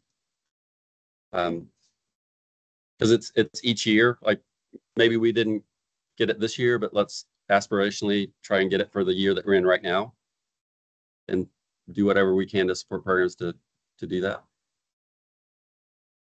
Okay, so Amy, I'm not sure. Yeah. To do. Sure. Well, we very quickly, I think we can go through this quickly because the state service plan for adults age 55 and older. Again, when this was written, this was kind of based on where we were back a couple years ago. And I know the suggestion was to update. There was some, update data type suggestions, and there were questions about what things are referring to. Update the Commission on Aging and Disability. I think that is certainly, that's an easy fix. We can change the name. But in terms of going back and saying, well, we're going to update the data for the 3-year plan that we did at the time, we're going to update it now. I don't think that's really necessary. I mean, when we get ready to do the next plan, we can update the data and come with the most current information. So my recommendation would be to just change the name in the couple places where it refers to the old commission instead of the department, and then the abbreviations. And you all don't have to sit here and watch me while I do that. I can do that separately if you all are okay with that. And I think that's really, those were the only comments about that part.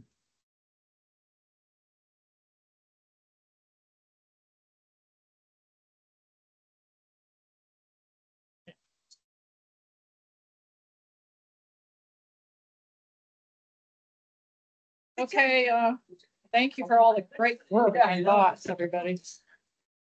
Okay, just one thing, we talked about it, I think we moved on from 2.2, it says the 30,000 each year, we're not even getting that last year. I'm sorry, which one?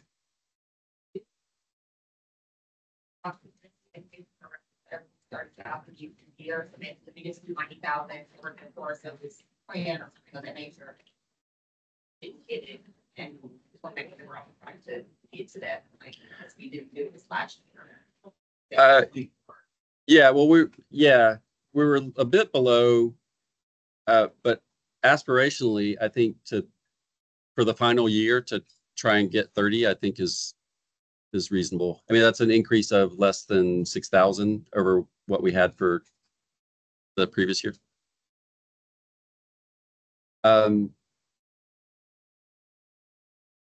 We could. I don't know that it's necessary. I mean, this is not a binding contract. This is your plan. Like, so some things you're going to be able to reach and some things maybe you aren't. And generally the plan should be somewhat aspirational. I mean, if it's too easy, then it's not really worthwhile to have it. So I think it's okay to keep the 30,000 because we're pretty close to it. And that's for, sorry, I put 2023 there, and I'm not sure, I'll have to go back and look if that's the 22-23 program year. I think it must be because I don't think we have final numbers for 23-24 yet. So we may have, for 23-24, we may have reached that. Yeah, I'm not sure. I'm not sure because the final reports aren't in for that year yet. But if you all want to change it, we should do it now.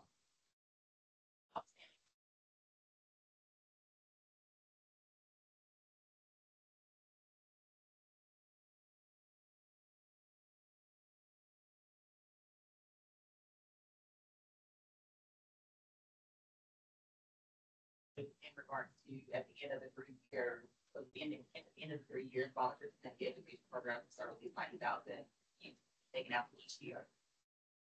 I think, Something to be every year.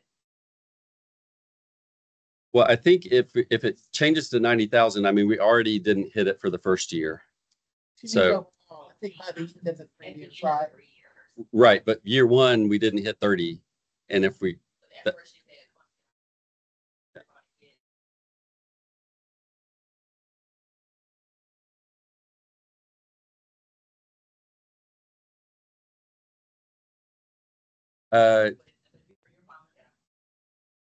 well, it's your plan. So I am fine with the way it's worded.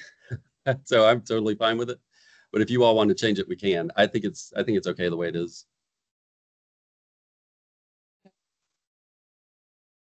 Okay, well, then, we need to move along, everybody. Thanks a lot for all your thoughts. We can, revisit this as we go. The first order of business is to confirm the quorum. There are currently 24 voting members, so we're going to be 13 for a quorum. I'm going to ask Terry's going to do the roll call. And please forgive me if I pronounce your name incorrectly. I'll be happy to change it before I pronounce it. George. Destiny. Okay. Present. Please say here or present. She did. Okay. Sorry for everybody to hear. Stephanie. Nathan. Present. Harry Frank. Present. Amy Gilliland. Katie. Present. Rebecca.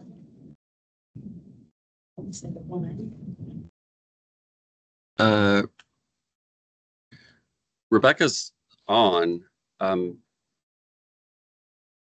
Rebecca, can you hear us?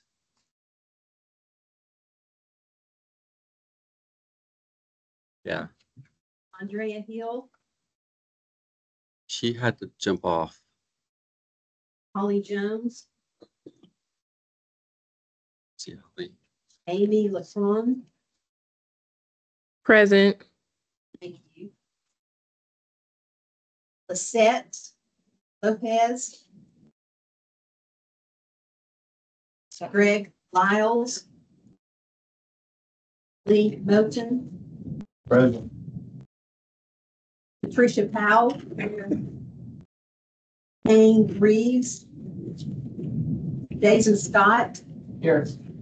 Gary Silver. Here. Tracy Vandevake. Here. Amy Walter. Here. Betty White.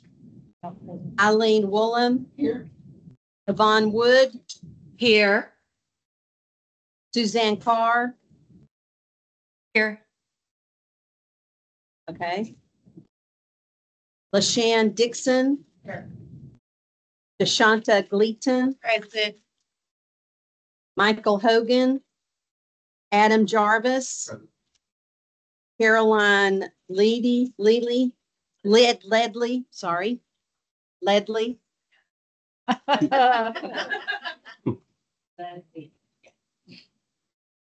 Heidi Lemming.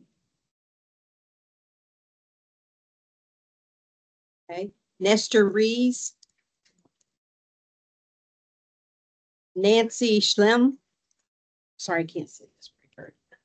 Nancy on. Okay. Jessica Youngblood. Here. Yes. Thank you. Okay. We need 13. You know how many voted? I don't know if we have 13 right now. Person. Online, oh, in person. 1, 2, 3, 4, 5, 6, 7, 8, 9, 10, 11, 12. In person? Huh? 1, So they're all voting. 1, 2. Okay, 3, 4, 5, 6, 7, 8, 9, 10, 11, 12, 13. I've got 13. 1, 2. Katie, go for it. She's online, She is online, okay? but she can't count. I'm for the here. 100%. Yeah, I'm here. Yeah. We got you. We're just trying to see how many in person we have.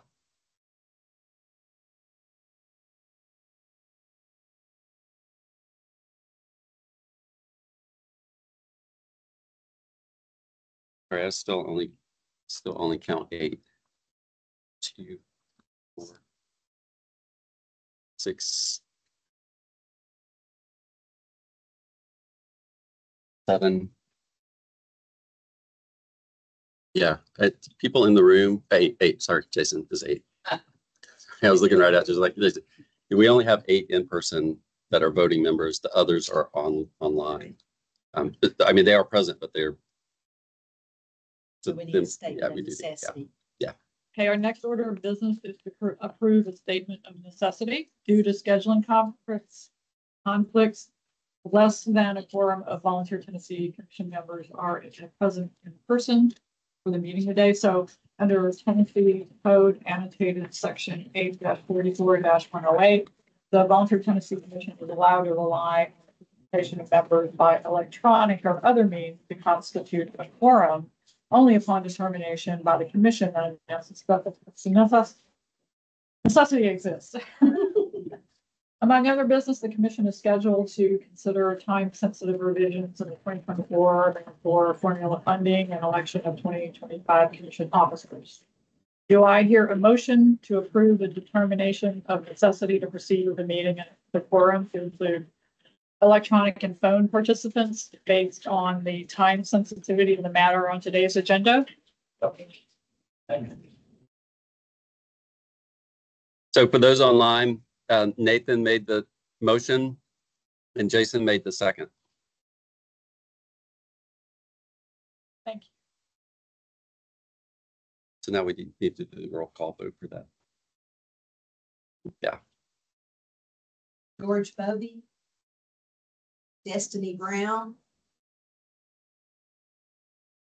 Present. Oh, this is a yay or nay vote on the statement of necessity. Yay. Stephanie Davis. Nathan Farner. Yes. Gary Frank. Yes. Amy Gilliland. Katie Goforth. Yes. Rebecca Henderson.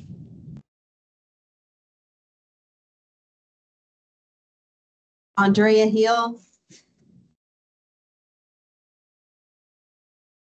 You have to. Yes. Holly Jones. Amy LaCrone. Yay. Lee. Okay, thank you. Lee Moten. Patricia Powell. Yay. Jason Scott. Yay. Terry Silver, yay. Tracy Vandebate. Yes. Amy Walter. Yay. Eileen Woolham. Yay. Yvonne Wood. Yay.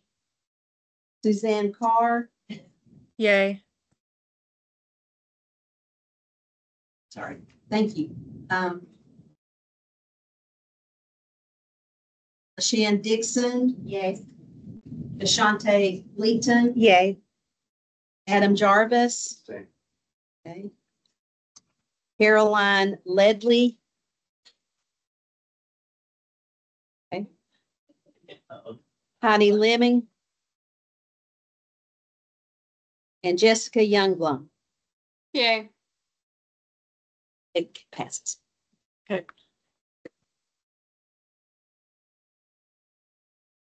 Okay. And our first business activity is approval of the minutes of the meeting of July 19, 2024. You should have received a link to these minutes last week and hard copies in your packet if you want to look that over real quick and review the minutes. And let me know if there are any corrections or additions.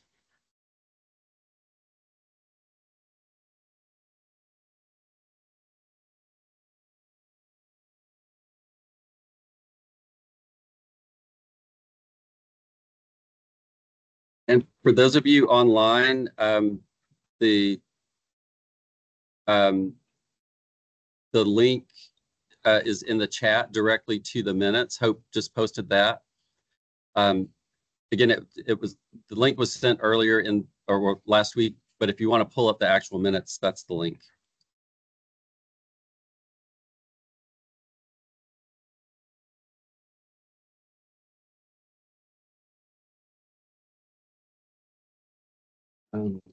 Maybe it's supposed to sign. I'm sorry. Oh, ask her to sign with that front. I mean, you can do it for her if you want.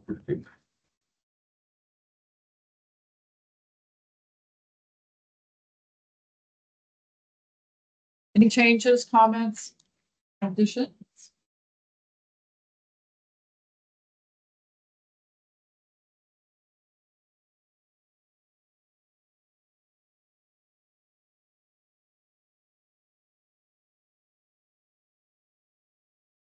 That's sufficient time for everybody. Do I hear a motion to approve? I so moved. Second. Terry. For those of you online, Eileen made the motion and Terry made the second.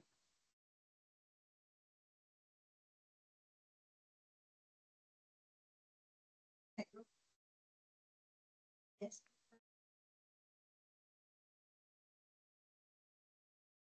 You might need to speak up a little bit. Okay, Destiny Brown. Aye. Thank you. Stephanie Davis. Nathan Farner. Yeah. Terry Frank. Yes. Yes. Amy Gilliland. Katie Goforth.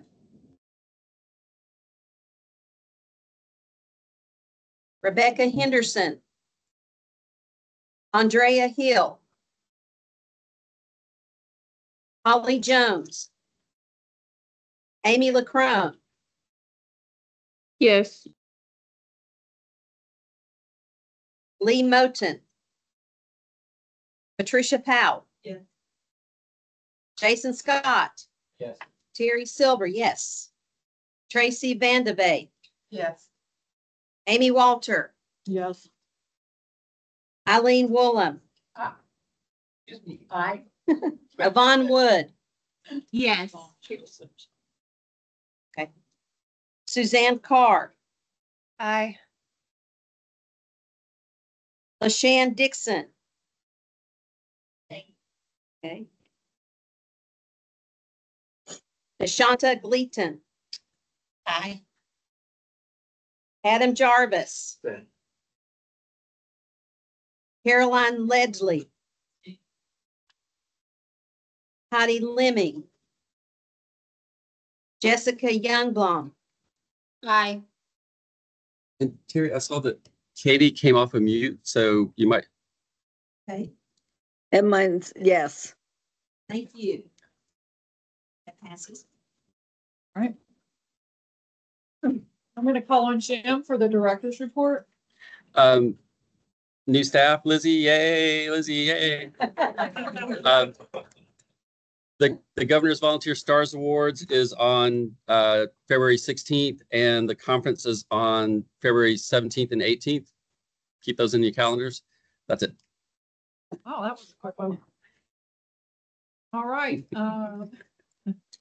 I'm going to call on Eileen Woolham for an update on Friends, and then maybe if Stephanie had something she wanted to add, you two to go ahead and get going on that one. We'd love to hear. Okay. I have paper here. Stephanie, here we go. Pre-orders for the license plate are going really slowly. We have 86 total that have been pre-ordered, and we have 914 that we still need to get before the end of June. So the Friends group is trying to brainstorm about different ways that we can get some more interest going. Jason wrote us a press release, and we put together spreadsheet for the members or friends to list up to 5 people or organizations that they're going to contact, including the media. So we're hoping that can move things along.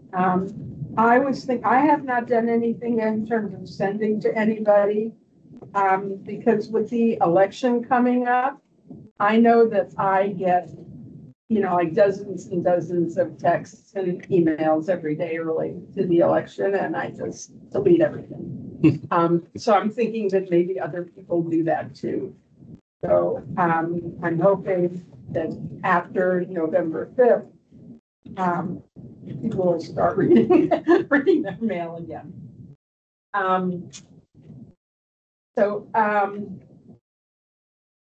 Link for the license plate is in the chat if anyone hasn't gotten it yet. Yeah, and I really, really encourage, you guys, or your friends, your relatives to pass it along also. The money that we earn from sale of the license plate is going to go towards an emergency fund for AmeriCorps members. And, and that's a really good cause, I think. And, so we're really hoping that we'll be able to hit with that. What's great is it will be recurrent, right? Like once you get the minimum 1,000 sales every year, there will be one that emergency fund. But how if it's at every sale of 1,000 license. Right.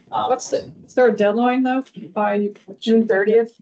Yeah, and then we have to request an extension, but I would also say that not even at sales, and have to get 1,000 sales. You can end up following that much at some point. Really, do we have the capacity to kind of effectively increase sales of 1,000? Right. I mean, I've been on TV and the newspaper. I'm doing things, but like. Also, I think it's worth considering how this mission engages with that, because we're trying to improve the relatively small group. We don't have the geographic diversity or reach that this mission has. So it's great to work with communications or figure out some kind of strategy of how to integrate it into the content. Any kind of thing.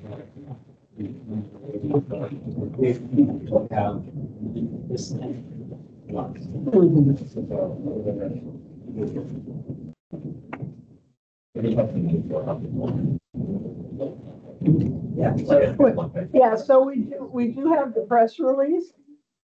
So I can send it to Jim, and when you send out your recap of the retreat, send that to everybody, and you guys, you have connections with your local media. Send that out. It'd be great. So the other thing is that we want to encourage all board members to make a donation to Friends of Volunteer Tennessee. That money, a lot of that, you can designate that money that you donate. So it can go to the GDSA, or it can go to the conference, or, it can go to the general fund. So we really do encourage everybody to make a donation. And also we have a matching proposal that's good until the end of this year, right? $30. If you donate $30, there is a group that will match that. So, if you can afford the $30, would be really wonderful. You can also do recurring payments, so 30 all at one time is a bit much. You could also do smaller donations spread out. Yeah, I do a recurring donation, and that makes it really easy. Just have to think about it one time. And then it goes every month. So let's do a prize right now, and the prize is going to be a donation on behalf of you, that you are the winner, to the Friends of Volunteer Tennessee. Jason, there's the list right there. Thank you. Okay. Jason can. Oh. Who was our last winner? Shan. Would you pick a number between 1 and 11. 11, but not 7 and not 10. 10. Did you want to do this for the virtual?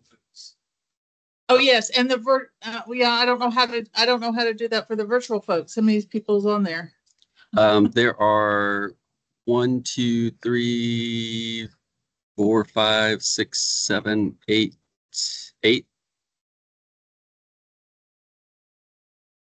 1 and 19, don't pick 7, don't pick The 10. person name is on virtual, they starts with L. My name starts with L. Whoever starts with L. All right.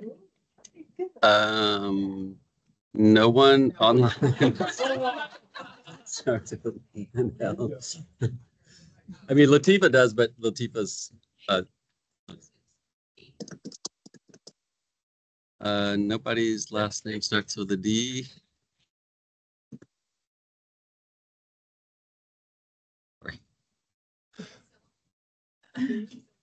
Who? Oh yeah, Destiny. Yeah, I'm sorry. Yes, Destiny does start with a D. So a $20 donation will be made on behalf of Destiny. And I'll get with you, Stephanie. Yay. Destiny, hopefully you heard that, but Tracy Vandervate is said that you're the winner of the $20 donation that's going to be made in your name to Friends of Volunteer Tennessee. Thank you. I don't have that in my purse, so Up to $30 match or just straight 30? 30 or more. Okay. I can make up the difference. Okay. Stephanie, do you all know what percentage of the board has donated? Yeah. Well, we have 8 that donated in the last month. Great. Total.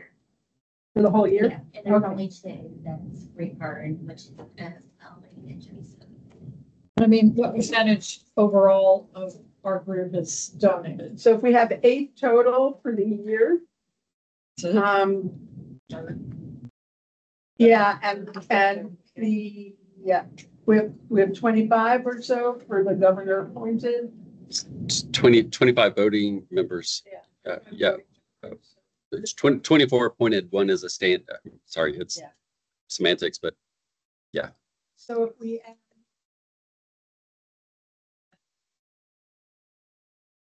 Not sure how many we have about 10. It's well, we have 1 vacancy, so we currently have 10, but 11 is. So let's say we're at about 25%. Yikes. Which has been good. Come on, guys. If you Even $5, $5. We give $1. Okay, I'm going to give $1. If that's what you got, I mean, that's fine. In the past, there was some thought about the ability to write grants organization, being able to say that there's like official participation with the funding commission that's represented in this meeting. Yeah, it is. So if anybody support us, that'd be great. That'd be great. Oh, Andrea came back. Okay, so donate and pre-order license plate. That's fun. All right, so thank you. At this time, we need to approve the 2023-25 state service plan that we went through. Does anyone have any comments or questions? I think we're at a good place right now. I think everybody did great work on that. It's a lot of details. Do I hear a motion to approve the 2023-25 state service plan? I'll make the motion, Miss Katie. Let's give it to Katie. You want to make the second? Yeah. Okay, so Katie made the motion and Jason made the second.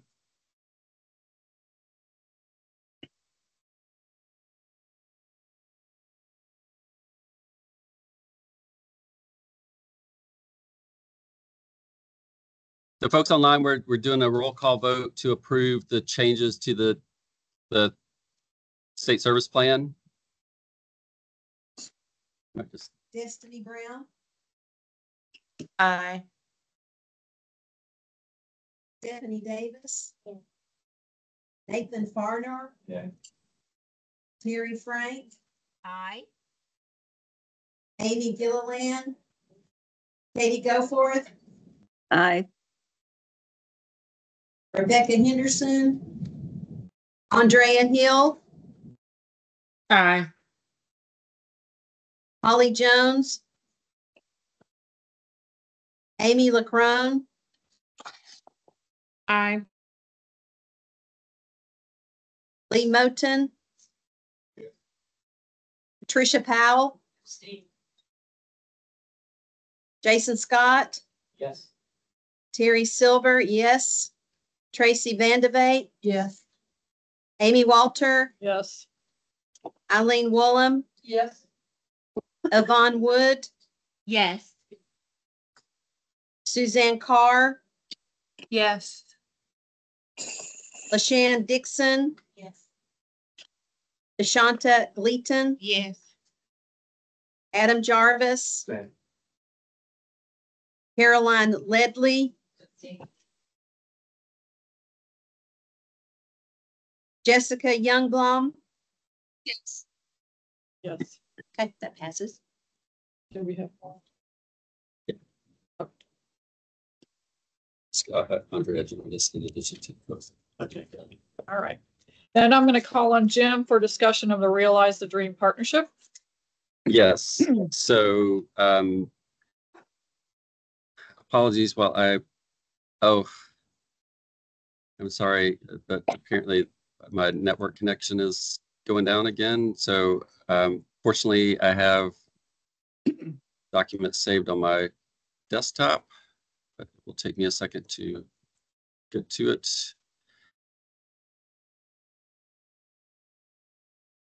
Okay.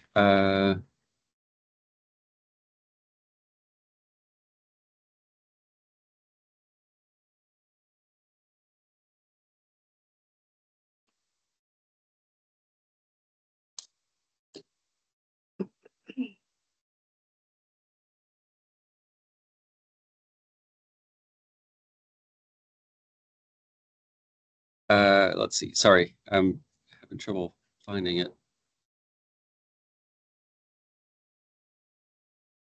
Here we go. Okay. All right. So, I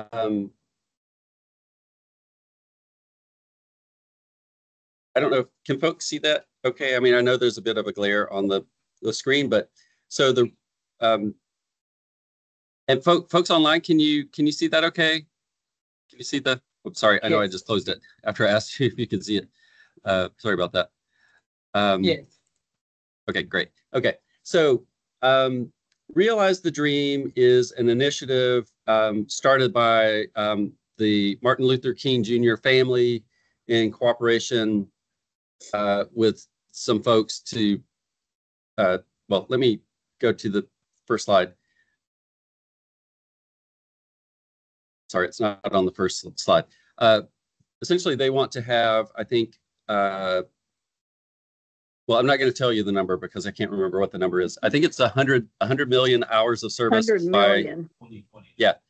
100 million by 2029, or is it 20? Yeah, 2029. The 100th birthday of, or what would be the 100th birthday of MLK. So sorry, this is a little bit small. Yeah, oh yeah, it is in there. 100 million of hours of service. That's essentially what they're trying to do. Is that lots of anybody who is willing to kind of sign on to this partnership and count hours to go for this 100 by 400. Let's see. So, and I don't know that there's any way for me to make this any bigger without it kind of bleeding off the screen. I'm not going to go through all of this. But you can see, let's see, the resources that there are, the people that are involved down at the bottom, kind of what they've already done. The King family is super involved in this, obviously. How are they going to do this? So one is through encouraging community service, then a movement building by getting partners to sign on to this Realize the Dream partnership, and then connecting and engagement. So, you know, doing storytelling, sharing stories of success, that kind of thing. So these are kind of the three pillars of how they want to roll out this Realize the Dream program, or how they want to implement it. So specifically for Volunteer Tennessee, sorry, the synergies are probably a little bit hard to see, but it fits with the commission's mission of encouraging volunteerism and service. It fits also in with AmeriCorps, which is all about service, national and community service. And then it fosters, community service initiatives, et cetera. So lots of tie-ins, obviously, with what the commission does. So the opportunities for discussion. So the ask, pledge number of hours to get to the goal for the next 5 years, promote the vision of the Realize the Dream and the mission of service, and as a unification factor across your channels, facilitate introductions to youth-based organizations, nonprofits, et cetera, et cetera. So essentially that kind of would be the commitment for Volunteer Tennessee under that first part, the service and impact part from those 3 pillars that we talked about earlier. The opportunity, become part of their network, access to tools and resources, optional plug and play volunteer tracking system. We don't really need that, but they have it available. And then special shareable, thank you, a video message. So they've got media tools that we can use. Under the events and experiences, the ask there is to mobilize and engage stakeholders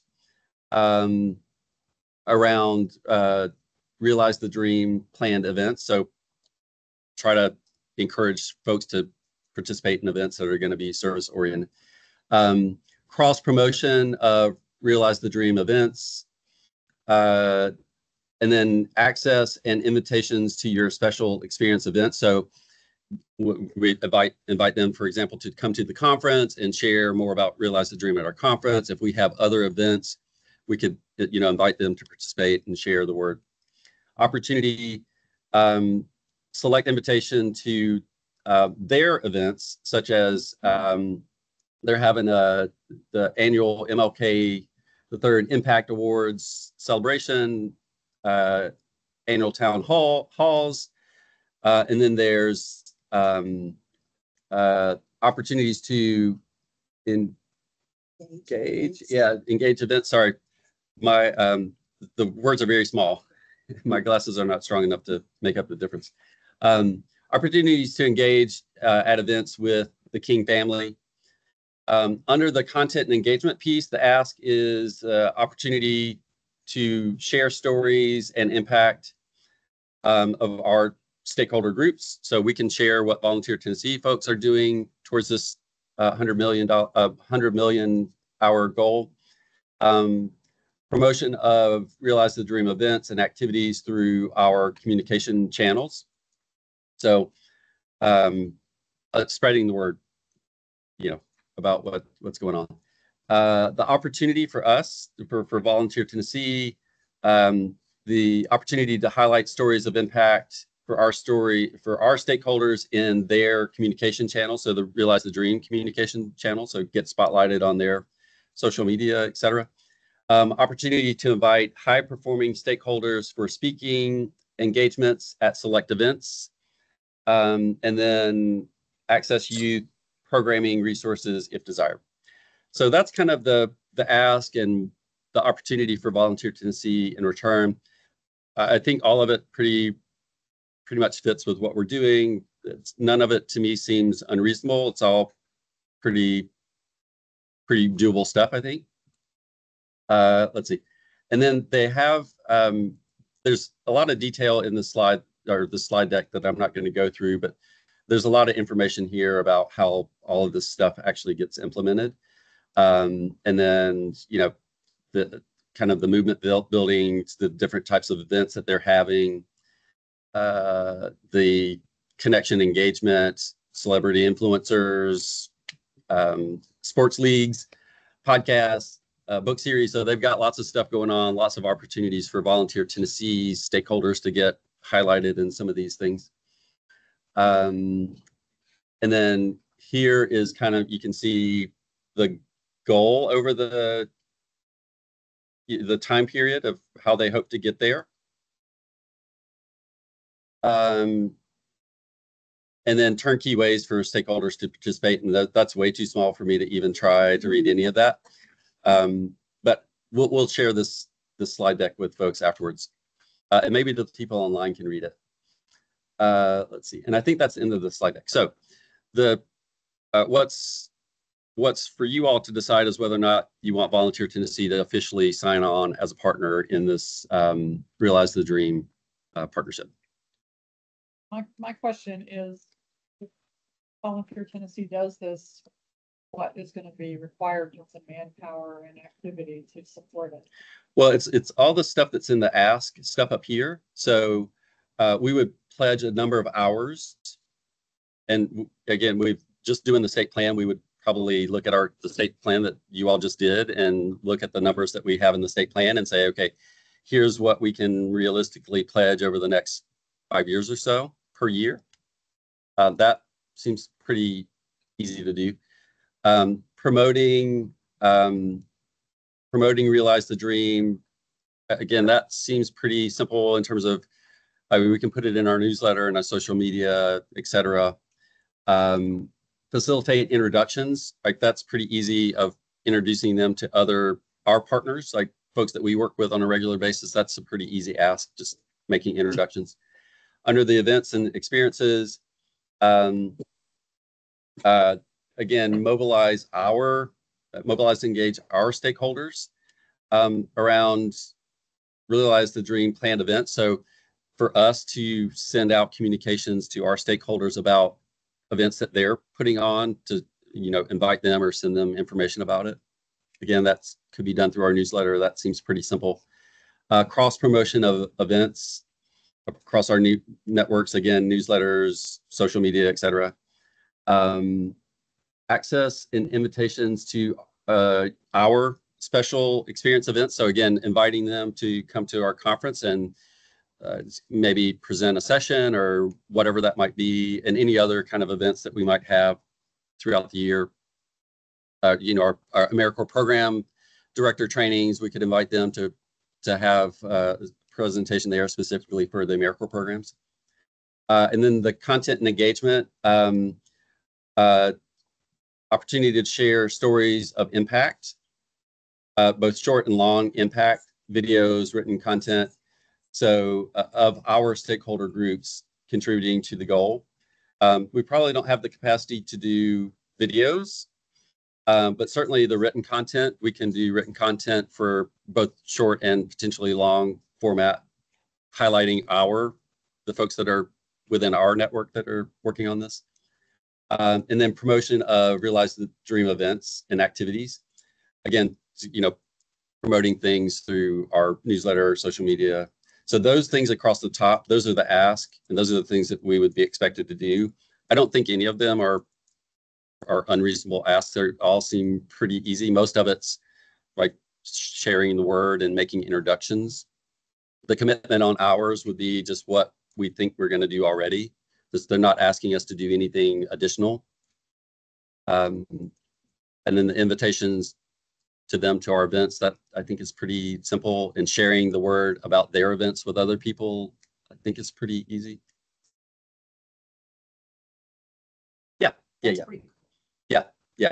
Yeah. Well, and again, I mean, they're not going to highlight Volunteer Tennessee stakeholders in every single thing that they do, but they will do in some of the stuff. And so, our Volunteer Tennessee partners might be, something with a celebrity that's doing a promo might say, well, in Tennessee, so-and-so did this.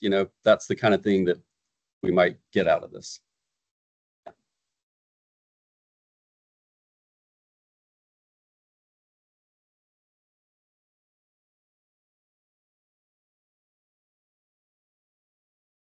So for those of you online, LaShannon made the motion to do the partnership, and Jason made the second.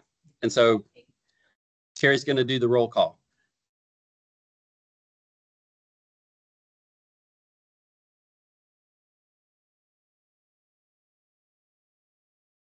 Destiny, are you still on? I am still on. One, I can't hear, but can you just summarize what the ask is? Because it's really hard to keep focused virtually and try to keep up what's going on in the room. Yeah, sure. If you all can see the slide deck that's up right now, so under the 3 different pillars, they're making 3 different asks or multiple asks under each one. Some of them are kind of overlapping. There's a lot of promotional stuff, like they're asking us to promote different things through our social media, newsletter, etc. Their events and whatnot. So there's promotional type stuff that they're asking us to do. They're asking us to commit to a specific number of hours over the next 5 years or so. And then they're asking us to invite them to our events. They're asking us to share information about their events with our network. And then they're asking us to share our stories of service with them so that they can then promote them more broadly. I think that kind of nutshell is what they're asking us to do. Thank you. So do you want to vote? Yes, sorry, I didn't know if you started again. I can only hear you. Yes. Oh, yeah. So yeah, louder.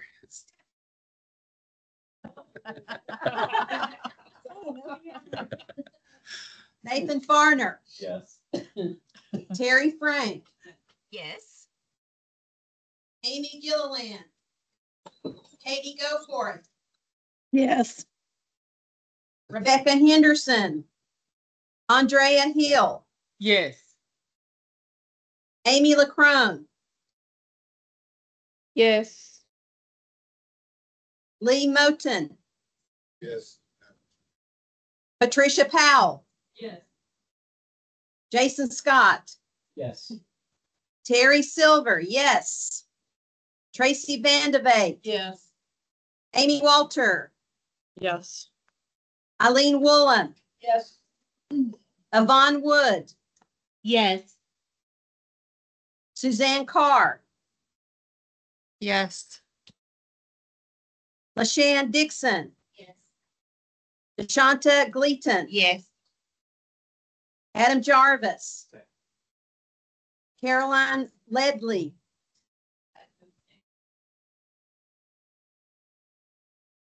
Jessica Youngblom. Yes. Passes. Everyone? Okay, now I'm going to call on Eileen Woolham for discussion on Commission Investment Fund budget. And I'm gonna ask Jim, do you have some notes for me? I'm sorry, I do not have notes, but I do have slides that I can pull up if you'll give me a second, because again, I had to, my network connection dropped, and so I had to switch to my desktop. Okay, so the first thing, Eileen, this is part of the it's included in the budget, but this is a more detailed explanation of the America Learns, which is included in the budget. And so this is a proposal that Anthony put together in collaboration with Latifa and Lizzie about America Learns, which is a provider that provides a management system for state service commissions to use and also for programs to use. And they have different modules. The module that is going to be in the budget that you'll look at in just a second to start off with is just the financial reporting and monitoring module. So where programs can submit financial reports to us, and it kind of streamlines the process and makes it a lot easier on them and us. The cost for 1 year for that is $7,500. Anthony negotiated it down from their typical price of $9,800. After the first year, we would want to add additional modules. So we would want to add, there's a, in addition to the financial reporting and monitoring, there's a progress reporting module so that programs can report progress to us. And just as a side note, how they're currently doing all of that, both the financial reporting and the progress reporting, is by sending spreadsheets to us. And they input the data, and then we aggregate that data. We create the spreadsheets and send it to them. They fill out the information and send the spreadsheets back to us. And we're experimenting with other things like Microsoft Forms and other things like that to try and make that process easier, but it still is a lot of work to manage all of that information. So year 2 cost would go up, would a little more than double to about 17,300. There are additional things that we could potentially add down the road, like being able to accept grant applications for AmeriCorps funding through the system, add in the Volunteer Generation Fund and other subgrantees into the system.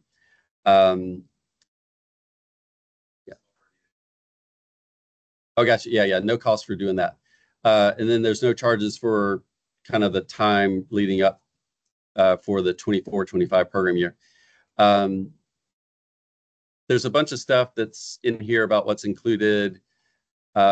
This training, online consultation, customization of tools, unlimited support, email and phone support, 24/7 data capabilities, no customization fees, daily backups, multiple daily backups. I'm not sure what all upgrades to services used was. I'm not sure what that means.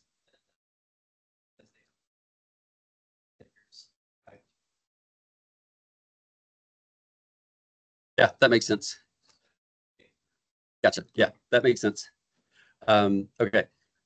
So Hey, Jim. Yeah. We can't hear the conversation in the room. Oh, sorry. Can you hear me though? Yes. So we Okay. didn't hear what made sense. Oh, yeah. Well, Jason was just adding that all upgrades to services used, that he thinks that means that when they upgrade the system, that those upgrades are free and there's no additional cost for upgrades. Okay. So, thanks. yeah, sure. How programs will be affected, they can gradually adopt it, and then we'll do trainings for them. How this relates to current state. I'm not going to read all of these, but again, we've got lots of different spreadsheets that we send out. If we go to having both the financial and the progress reporting, it'll all be in one place and one system. The measure, that's a little hard to see. At the bottom, you can see there's a bunch of states listed there that currently use America Learns. The state service commissions use America Learns to do the kind of stuff that we're talking about doing. Future funding considerations.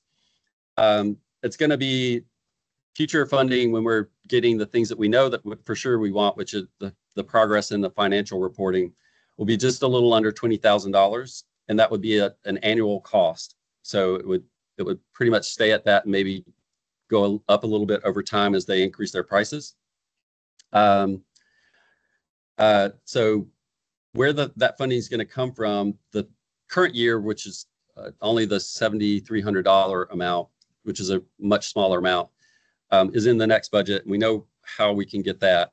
Going forward, though, we would have to present choices to you all in terms of what we would fund and not fund in order to have this $20,000, because we're not getting extra money for this. So if we pay for this, something else is going to have to not be done. And that's primarily going to be in our training budget, where perhaps we don't do as many trainings or we don't send as many people to conferences, et cetera, et cetera. So it's not a cost-free decision. It's kind of my point. This is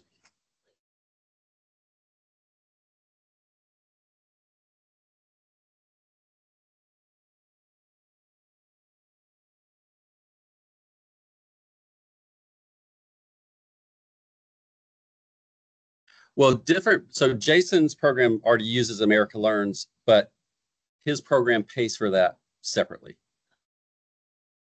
Could you repeat the questions that are being asked? Oh, yeah. I'm sorry. She was asking about the member timesheets is one of the modules where members can AmeriCorps members can submit their time through America Learns. But the question was how that works within the system. And the point is that individual programs can use that individually, but also the State Service Commission could pay for that for all of its programs to use. We, staff, don't recommend that because programs already have systems for tracking their time that work, and we're not really interested in forcing them to change how they're doing that because it works for them, it works for us. So we would not be interested in paying for the timekeeping module for the entire state. Individual programs can continue to do it if they want, but that's not something that I don't think we're going to propose doing that.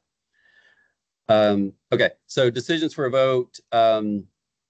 Approval of one-year license, and you don't have to approve this proposal. It's actually in the budget, and you would approve it through the budget vote in just a second. And then it again, for the decision point, it's going to be an ongoing expense. So those are kind of the decision points. And there's some comments here from what people are saying about it. I'm not going to read that. This document was in the list of documents that is posted on the site if you're interested in reading it in detail. Outcomes we're aiming for essentially to streamline the process and have a more level of program engagement. That's so anyway, and it's gonna save time. So because sometimes because it is like a spreadsheet system, if someone emails us and that email gets lost in junk mail or something, we may not receive their report right away. There's just a lot of things that go on with having to transfer things back and forth via email. So it would simplify a lot of that and make it easier in a lot of ways. So anyway, any questions about that proposal? Again, you're not being asked to vote specifically on this because it's contained in the actual budget that you'll look at next and vote on. That's the budget. Yeah, I'll pull the budget up separately. Okay, so the budget was also in the stuff, and Eileen, again, apologies we didn't provide you because it's pretty simple and straightforward. Staff deleted a line up here. Warning. Oh, he turned the light on. Warning. Okay. Okay. So staff deleted a line item here. Sorry, somebody's trying to get in. Terry must have gotten kicked out. So staff is proposing deleting a line for cross-stream regional events. We have not had any, and sorry, as a caveat, this budget is the current budget that goes through June of 2025. So we're already in this budget. This would be a change to the existing budget. We have not done any cross-stream regional events. We don't have any planned. If we do any, it would most likely be virtual. So that's where the $7,500 or $7,300 comes from. We made some minor adjustments to the conference. Like I think the difference there is about $100 because the amount that was in this line was more than what we needed for the America Learns, and so we had it didn't make sense to leave a couple of $100 in something that we're not going to do. So staff moved those to other places, including a little bit of an increase for Basecamp, which is an online system that we use for communications, not for reporting. That the cost of that went up a little bit. This is the added line here, the $7,500 line item. And I know that's a little bit different than what was in the proposal. The proposal, I think, was $7,300, but we just want to make sure that we've got enough in the budget to cover what we're going to ask for. And then we added a line item to bring trainers to the conference. And That's where all the changes are. So taking money from up here and distributing in a couple line items, but the bulk of it is in this America Learns line item. Any questions or comments? Yeah, I can add, just to clarify, I think like it's really great for that data collection. Really, instead of having to do all manual data collection. I want to share that. Yeah, so the point from Lizzie was going back to the point about the data collection for all that state plan stuff. Using the system will make that much easier than having to hand transfer numbers from reports that we get from programs into a spreadsheet that tracks the numbers. It'll all be kind of, we can aggregate stuff pretty easily, and we can access it pretty easily too.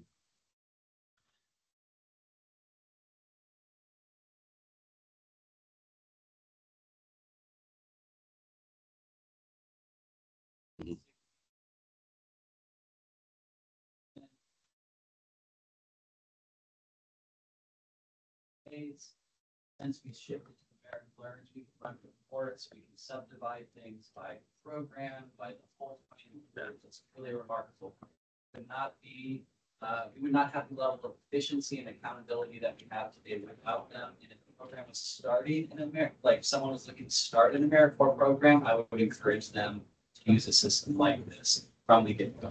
Yeah, and so what Jason was saying is essentially his agency had the same issue with dealing with about 40 different partners and inconsistency in reporting and communications and that kind of stuff. And using this system cleaned all of that up and has made it much easier for them to do what they do. And he would recommend for any brand new AmeriCorps program that they use this system, kind of to summarize.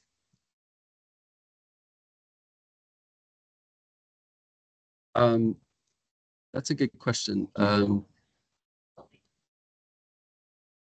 It says echo canceling speakerphone, which I think is the OWL. Yeah, it says meeting OWL. So I don't know why it's, I mean, it could be the noise from the. Just everybody speak up again. It's really hard for the folks. Yeah, go sit over there. Okay. Oh, I'm sorry. That's not true. The speaker.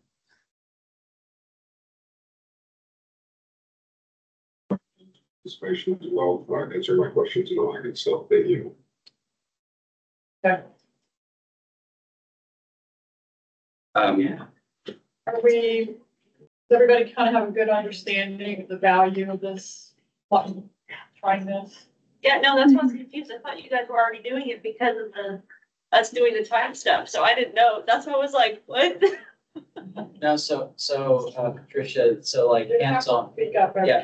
So hands-on, we would have had a subscription to America Learns. Yeah. They collected independently. Yeah. And then they would have so your program would have had to take those reports, enter them into a spreadsheet and send that to Volunteer Tennessee. And every program across the state has to send these like individual spreadsheets to Volunteer Tennessee for them to aggregate this. So this would allow them to centralize this in a way where they could collect it more. Yeah, no, I just thought it was what everybody just inputted it. I don't know. Yeah. Everything was together. Apparently it's not. Yeah, that makes sense. Can the folks online hear that conversation? Yes. Can you hear me now? Yes. Yes, we heard it, or I did. I think that switched over to the OWL. I don't think it was working. It's lit up. Yeah, but nobody responded when it shouldn't be constantly lit up. Like, see how it's kind of going back. Anyway, I think the OWL, something's not right with the OWL. All of it. Yeah. Okay, so let's look at maybe doing a motion to proceed with approving this investment. No, I was just gonna say. Warning. Oh, okay. Now I can read it. That didn't make sense. Does anyone, okay, so are we ready to sort of move ahead and approve this? All right, I need to hear a motion to approve. I motion to approve. Jason, we need a second. So Jason, for those of you online, Jason made the motion and Stephanie made the second. The 2024 CIF budget revision, Destiny Brown. Yes. They said they could hear us better, but now. We can't hear that. Yeah. The volume. Okay, as you can see where that's really now. On this side. Destiny, we saw you come off mute. Yes.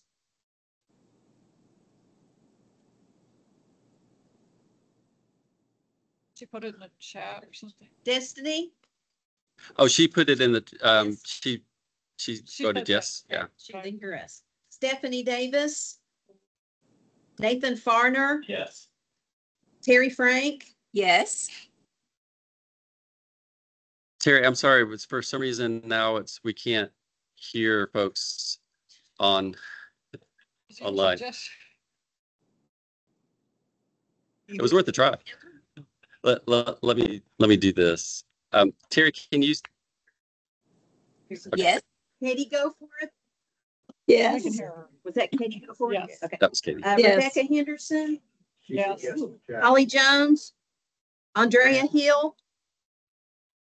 Yes. Yes, that's a yes. Amy LaCrone? Yes. Yes. Lee Moten? Patricia Powell? Yes. Jason Scott? Yes.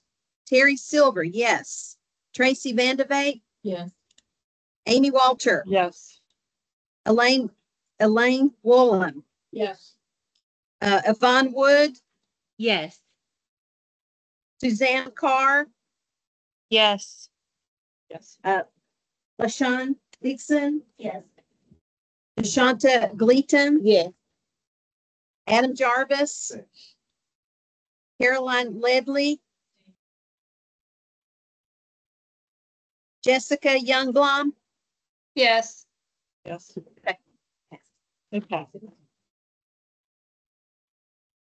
Okay, so can we pull up the AmeriCorps funding timeline? Eileen, you wanna? Send it through, Jim? Yeah, well, so the primary thing here was changing the dates of the commission meeting, because remember they originally were supposed to be last week, and when you last approved this, it was the old date. So changing that, and then to work backwards a little bit. Let's see where it is.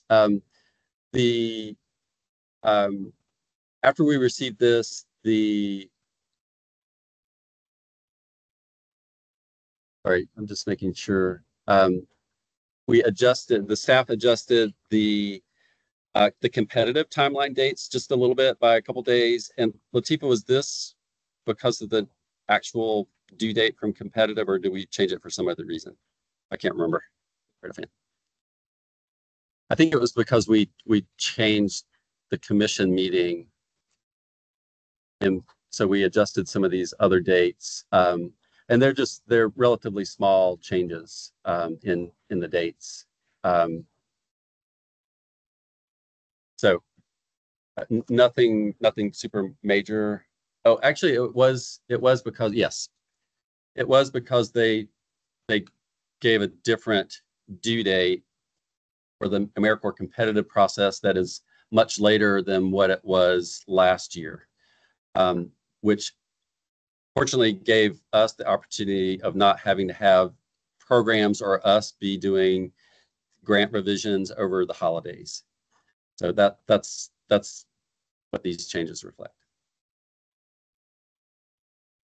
Any questions or concerns? New timeline? I'd like to make a motion that we approve the 2025 AC funding timeline revisions. I second. So Terry made the motion and Amy made the second. For those of you online. There's a roll call for a vote. Destiny Brown. She put in yes. Stephanie Davis, Nathan Farnor, Yes. Carrie Frank, Yes. Amy Gilliland, Katie Goforth, Yes. Yes. Rebecca Henderson,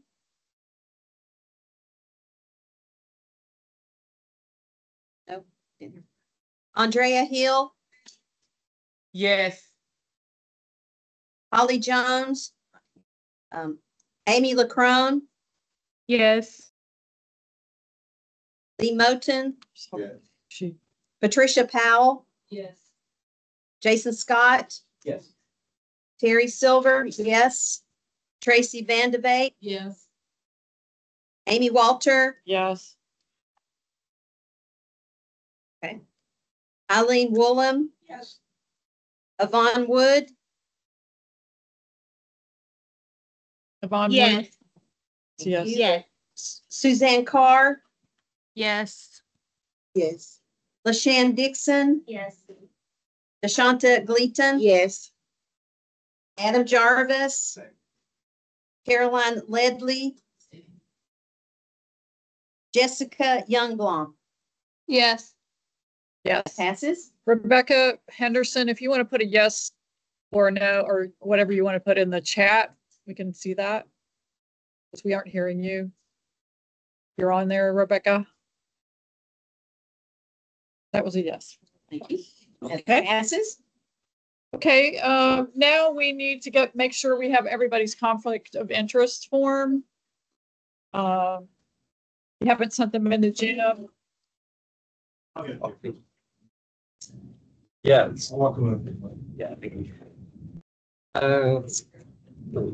You need one page, just the signature page. Yeah. The signature page is fine. Signature page is fine. I'll come around the front and front of you. It should be front and back anyway, so it should be just a single page. And today's date is October the 8th. For my son's birthday. And for the folks online, let's see, I have Rebecca and Jessica's conflict form. If others have sent them to me, I would have them, let's see. Jim, you don't have mine yet, but can I send it in like an hour? Yeah, if you can confirm verbally right now if you do or don't have a conflict, and then send it to me. Okay, let me make sure. I don't think I have one, but let me make sure I look over the list. Yeah. Jim, this is Katie. I think I do have a conflict. And I don't even have I don't even have the capacity right now to sign the conflict. I can bounce off of the call. Well, yeah, you certainly do have a conflict. So we know you have a conflict. So you can sign that and send it to me at some later point. Amy, yeah, you have a question? I don't have a conflict, but I'll get that in the next few seconds to your email. Okay, sounds good. Okay, so anybody else online that let's see, that's either emailed their conflict to me or see, I'm just trying to quickly check my email. Just yeah. Jim, I forgot to leave mine, but again, I think we have this conversation every time of being an alum of a university. We can still vote if we're not actively participating in anything with them, correct? Yeah, right. Yeah, that's right. I think we've had that discussion before, and I think everybody agreed that being an alum from a fraternity or sorority doesn't constitute a conflict from a particular university. Oh, and Jim, actually, I am retired now. I think it's within 1 year. So okay.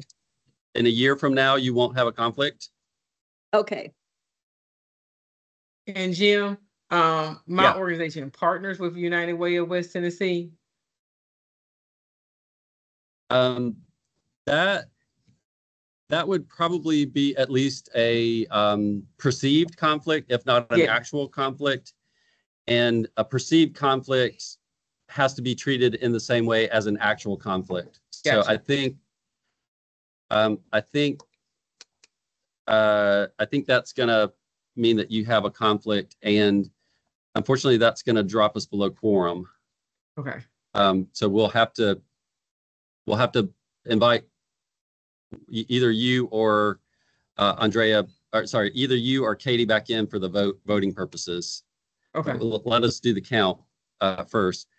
Because Destiny doesn't, Rebecca didn't have any conflicts. Let's see. Amy, you said you didn't have any. Amy Legron didn't have any. Yvonne, I don't know if, did you send me your conflict form, Yvonne? I did. I emailed it to you. I can send it again. When did you send that? Did you send it yesterday? No, it was when you first asked for it. So a while ago. Oh, gotcha. Well, I'm pretty sure I have it, but if you don't mind, if you'll just send it, because I've got like 214 emails in my inbox from We'll days. do. So, thank you. Okay, thank you. And I think that covers everybody. So we definitely are going to drop below quorum with the two conflicts that we have, I think. Well, they're virtual, so well, I think we have to figure out a way to randomly have one of those people participate. But let me do a quick count. 1, 2,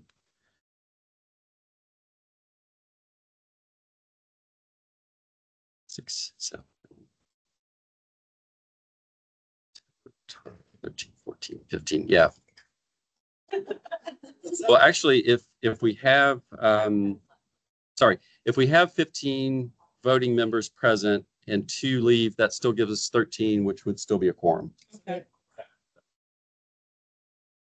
Oh, sorry, I was not counting. Oh, and Jason, no, yeah, sorry, we were, yeah. Yes, yeah, sorry, everybody has to leave. Everybody gets to leave. Okay, so no, we are definitely going to drop below quorum. So I think for the people who are in the room physically, if you will go ahead and leave the room. So folks virtually, we're sending out the in-person people with conflicts, which we have 3 in the room with conflicts, and we've got 2 online with conflicts, so that's 5 total, and that drops us down to 10 voting members. So we're going to have to randomly invite a couple people back in. So I think maybe what we do is we'll send maybe Don. Give me a number between 1 and 3. 3. 3. Well, we're going to need 3 people total. So, but it can be a combination of the.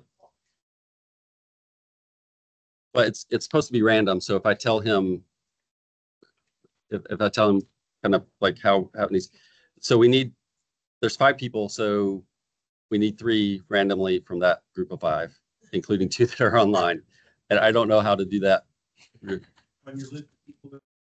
Hey, Jim, is it possible to reorder the agenda to put this vote at the end of the meeting, and then we just drop off those of us that are virtual? Well, the problem is that we still need people with conflicts in order to bring us up to quorum. Because if you guys drop off and we don't have the 3 people that are in the room, it'll cause us problems. So I think we need to go forward. But Don's random selection was whoever's at the top. So Katie, we'll ask you to engage in the vote. but not the discussion. And Don, if you'll just randomly grab 2 people. And that should bring us back up to 13.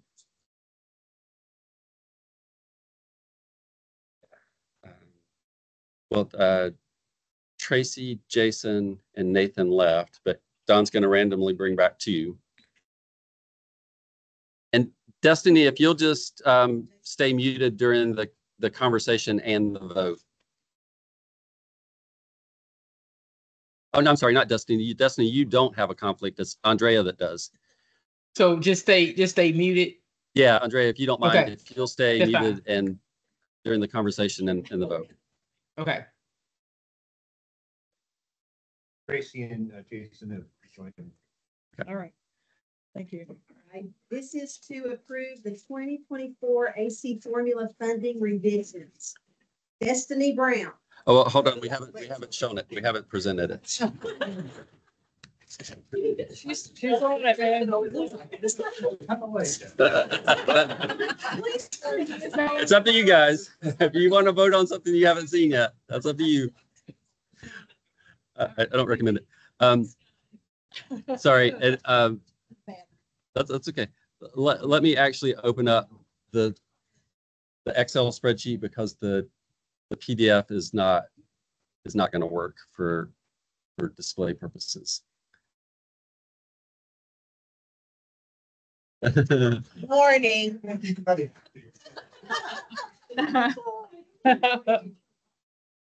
Okay, so really briefly, under the columns that you see approved by commission on 7/19/24, that's exactly what that is.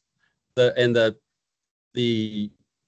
things that are in yellow were changes from what you approved in May, but I can't get all of that on the screen, and so we're just gonna keep it with. All right, that stand is in the way, and I can't see it. Yeah, if you just move it to towards the wall a little bit. Thank you. Can't see where to put the cursor to move the thing. So what was approved in July is in that set of columns, and the yellow is things that went down from what was approved in May. The green is what went up. What the staff are presenting today for consideration are relatively small changes. It's in fact just a couple programs. And this was after July. These programs asked for slightly different amounts. So one is the University of the South, which requested,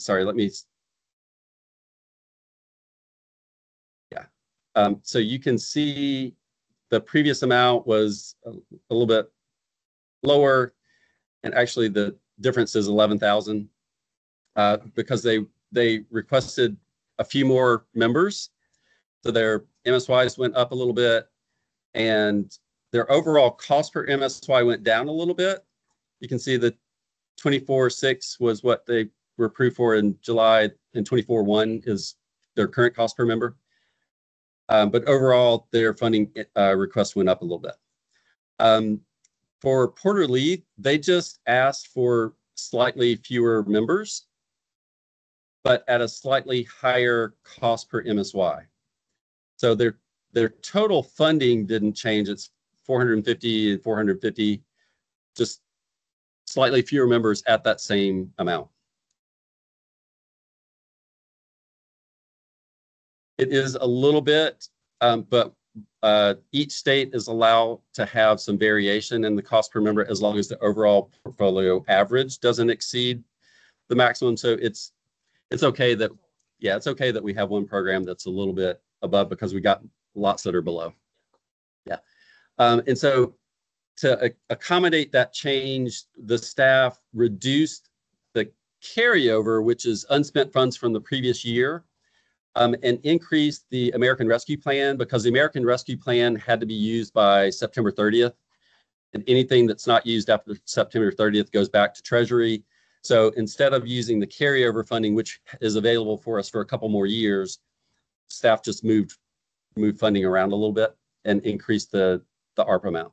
So that's kind of essentially the change there were no other changes to any of the other programs. It's just those two. Any other questions or comments? And I'm assuming that when we all went out to do our reviews on like the people who are receiving the grants, they received like passing colors and all the things. Yeah, so I mean there yeah, I mean there is a section in here that shows performance. And those two programs were a little bit below the average performance on average, but they're still, you know, they're in the 80s, 70s and 80s. So it's not terrible. And it's, you know, it was due to some performance measure issues that were a little bit beyond their control for both of those programs. So, you know, in general, both of those programs are doing fine. All the programs are in general doing pretty well with their performance. So staff don't really have any performance concerns for either of these programs.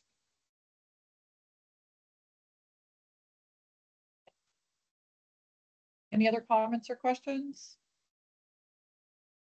Comment, thanks for leaving.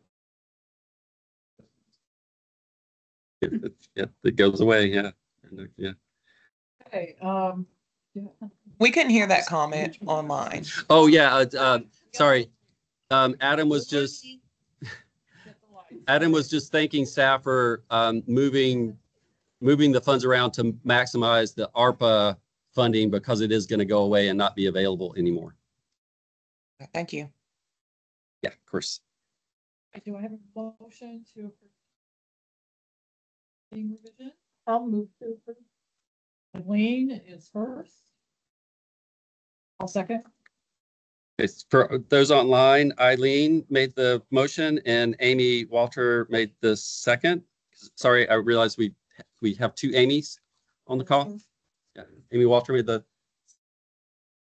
No, Amy Legrone is also. Yeah.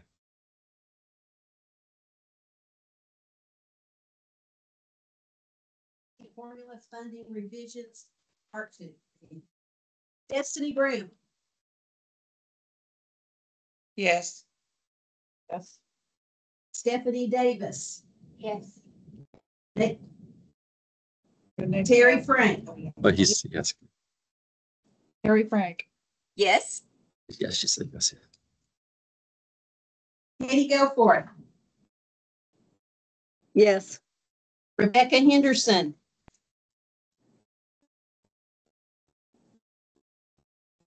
Andrea Hill.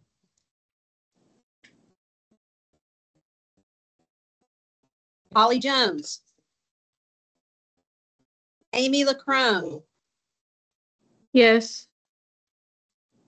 Lee Moten. Patricia Powell. Jason Scott. Abstain. Harry Silver, yes. Tracy Vandevate. Abstain. Amy Walter. Yes. Eileen Woolen. Yes. Yvonne Wood. Yes. Yes.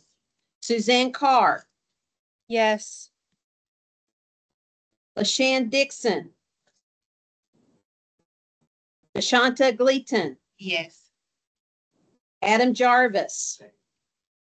Caroline Ledley. Jessica Youngblom. Yes. Yes. That passes. Passes. Okay, let's put up the. You want to go?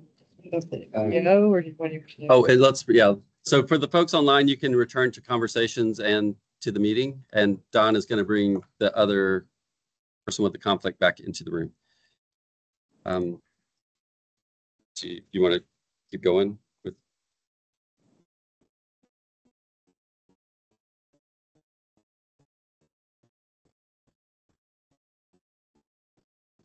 What do you want to do? Do you want to do the officers first? Because we need to do that. Yeah. Okay. Okay. So for everybody's purposes, we're running kind of tight on time. So Amy is suggesting that we do the vote on the officers first, because that has to happen. There are other things that are on the agenda that would be nice if we could get to them today, but they don't have to be done. But we're required by the executive order to have officers elected at this meeting, so we kind of need to do that. Okay.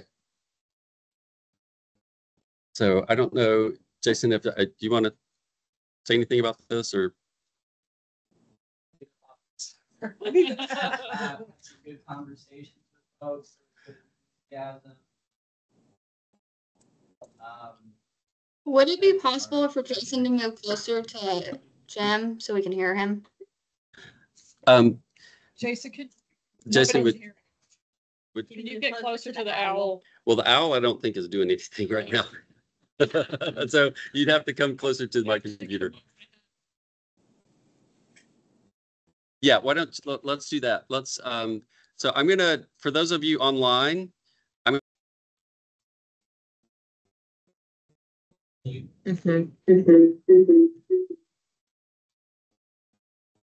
Yeah. Can y'all hear me? Nope. Oh, I can hear myself. So if you want me to yell, let me hear myself yell. I'm gonna stop.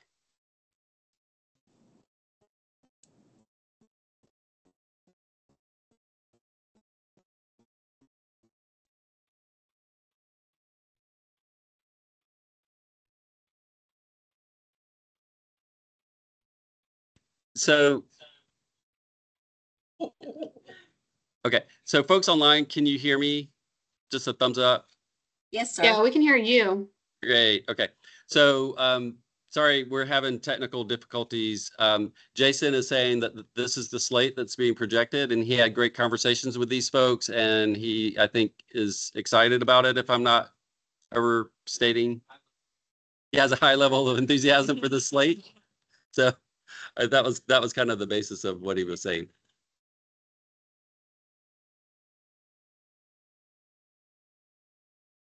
Second. Give it to Shanta. I'll give it to him. So LaShawn made the motion and DeShanta made the second. All votes? We need a motion. We already did that. Yeah. Okay, this is to vote on the 2025 Volunteer Tennessee Officers, Destiny Brown. Before we start, can we explain the process of, like, if you agree with some, not with all, can we just be aware that this is some people's first time? So if we can give it back, like, the proper protocol? Yes, ma'am. Thank you. Yeah, so Nathan might have to correct me if I'm wrong, but what's being proposed right now is the slate. So you either accept the slate or you vote nay on the slate. If someone wants to contest one of the positions, I think you could do that, but that would mean that the slate would no longer be valid. We'd have to pull the slate and vote on each one individually. Does that help? So it's all or nothing is the short version of that. Well, it's Less would like to pull. If somebody has a concern with the slate, they would voice that. We would not do it slightly. Yeah. Yeah.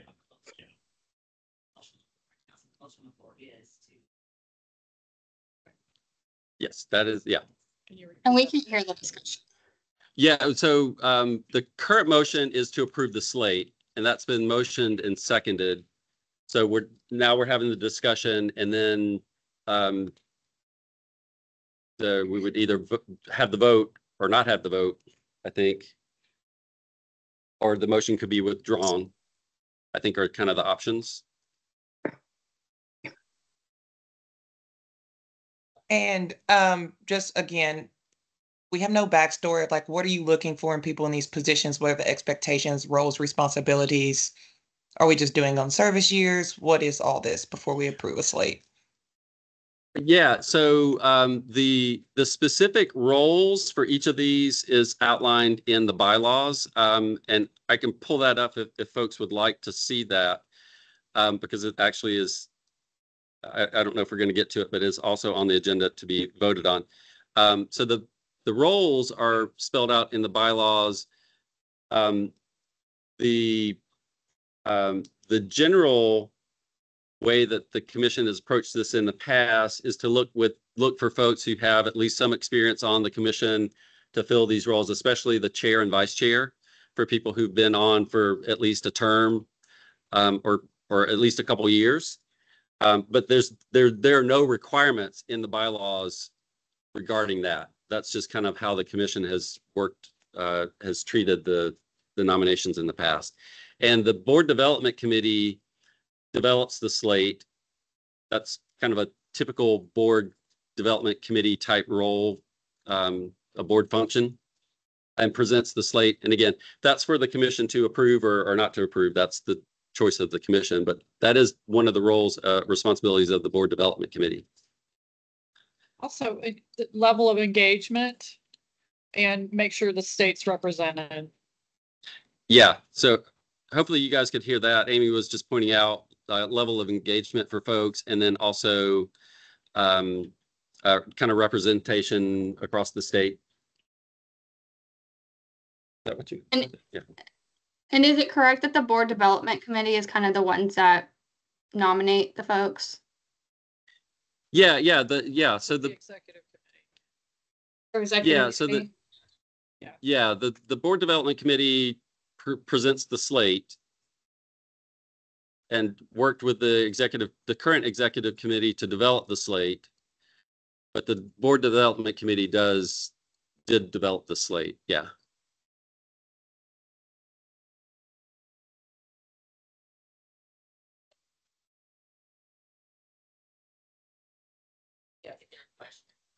After this voting is in. As I understand it, so. That's my understanding, is that there's a current motion and that motion has to. Yeah, finish this motion or it be rescinded, and we can move on with whatever. Yeah. Yeah. That is good. Yeah.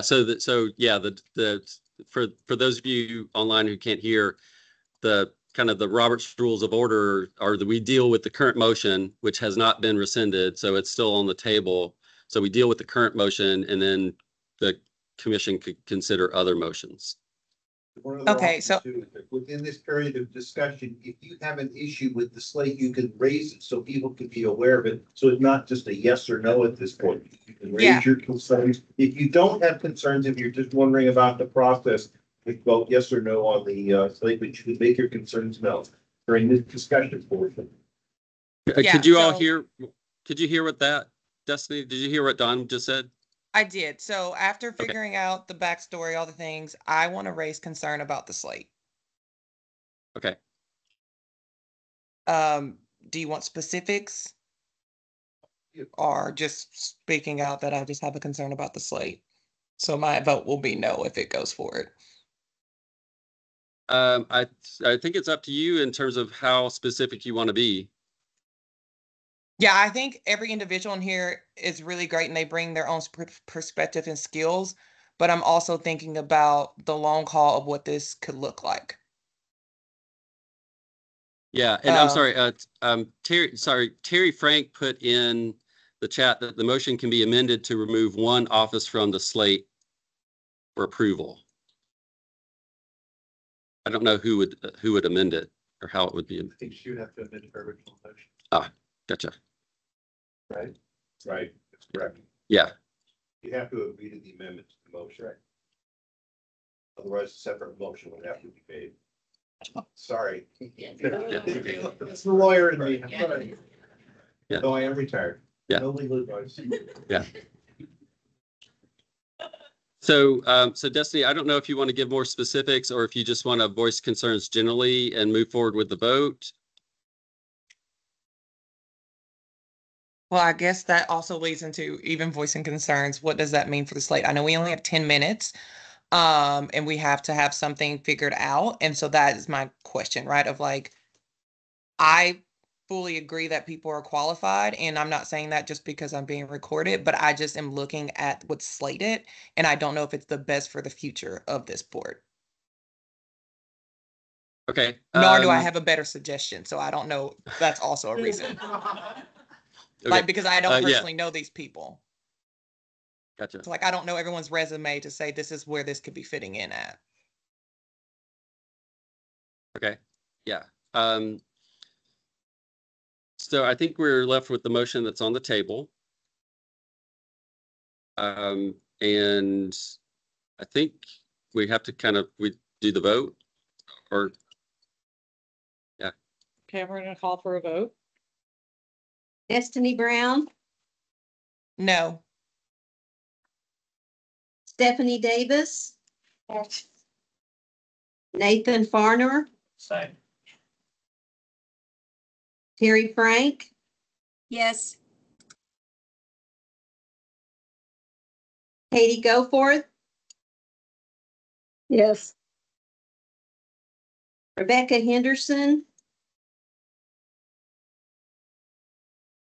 Becca Henderson. Yeah, Rebecca's been sending me text messages with her votes because Put in the chat, either one. yeah, Rebecca, if you're able to put it in the chat, that would work too. She said yes. She said yes. Andrea Hill, Andrea, are you still on? Holly Jones, Amy LaCrone, Yes. That was Andrea. No, that was Lee Amy. Moten, Andrea did. Yes. Tricia Powell, Yes. Jason Scott, Yes. Terry Silver, yes. Tracy Vandebank, Yes. Amy Walter, Yes. Eileen Woolham, Yes. Yvonne Wood, Yes. Suzanne Carr, Yes. LaShann Dixon, Yes. DeShonta Clayton, Yes. Adam Jarvis,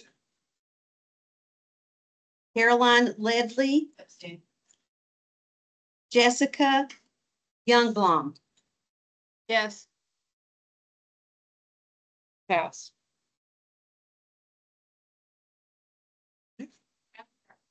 Said maybe for the teacher meeting, when we're doing our state of opportunities, they can provide about the nominees prior to so everyone can know who they are for the teacher. Make a note of that.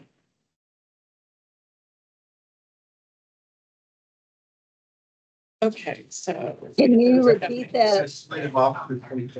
Oh, yeah. So sorry for the folks online. The suggestion was in the future to provide, I forget how you worded it, but it's, background information about the nominees for the vote prior to the vote.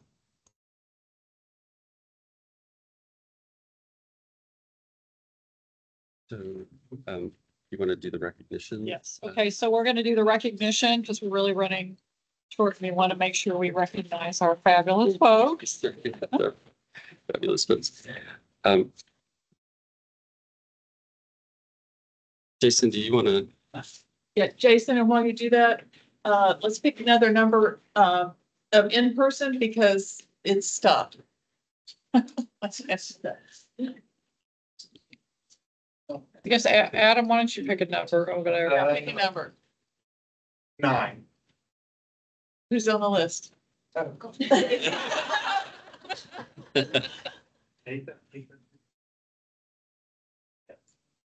Oh. And when we know both to take notes,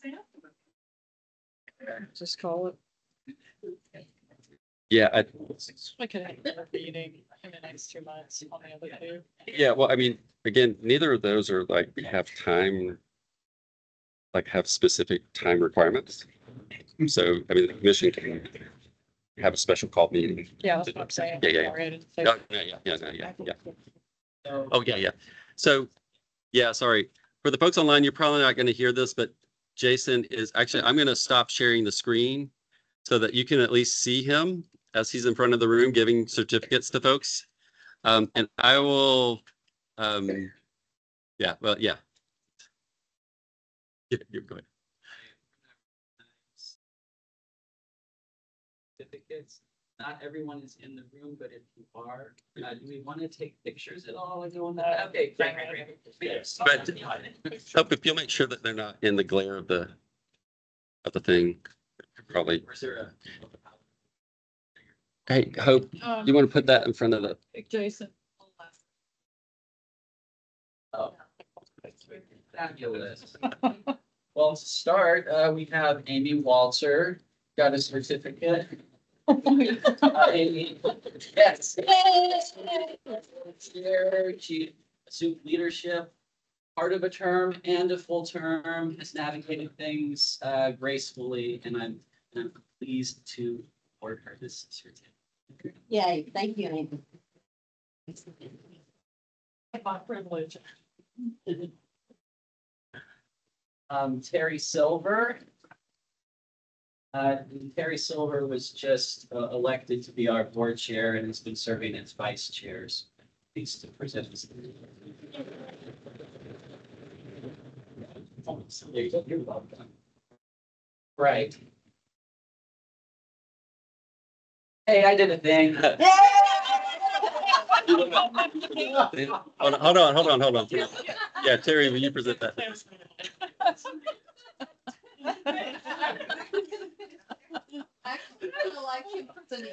I know. I did.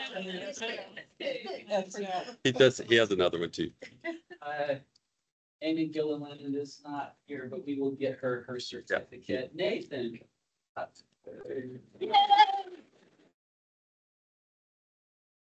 Yeah, very important. This way with the background. Oh, y'all just have that down. You can throw some palm trees in the back, can't you? Andrea Hill is next. I believe Andrea is online. Yeah, Andrea, we'll send you yours in the mail. Yay! Greg Wiles, is Greg online? No. Yay, Greg. Yay. It's on the chair. Lee Moten. Yay! And for folks who have served more than one term, yeah, go ahead and take the picture. But Lee, and also this applies to Jason too. For folks who've served more than one term, we usually offer folks the option of getting a Volunteer Tennessee mug or a blanket, but the company that's doing the blankets didn't have them ready yet. So would you like a mug or a blanket? If you want a mug, I can give it to you on the spot. A blanket, I'll have to mail to you. Okay. Jane Reeves also. No. Okay. Oh yeah, that would be great. So everybody can see this is the lovely mug that it has its own little fancy area.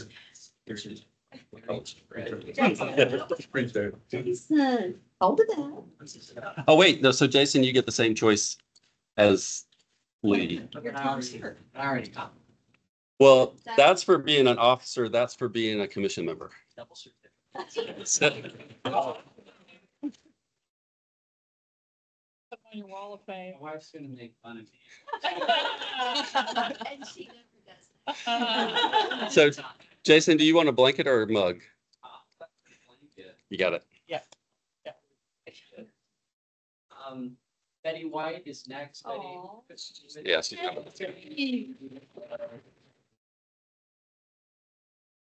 Ron Wood is online, just elected to be our treasurer. Hey, Yvonne, I'll put that in the mail to you.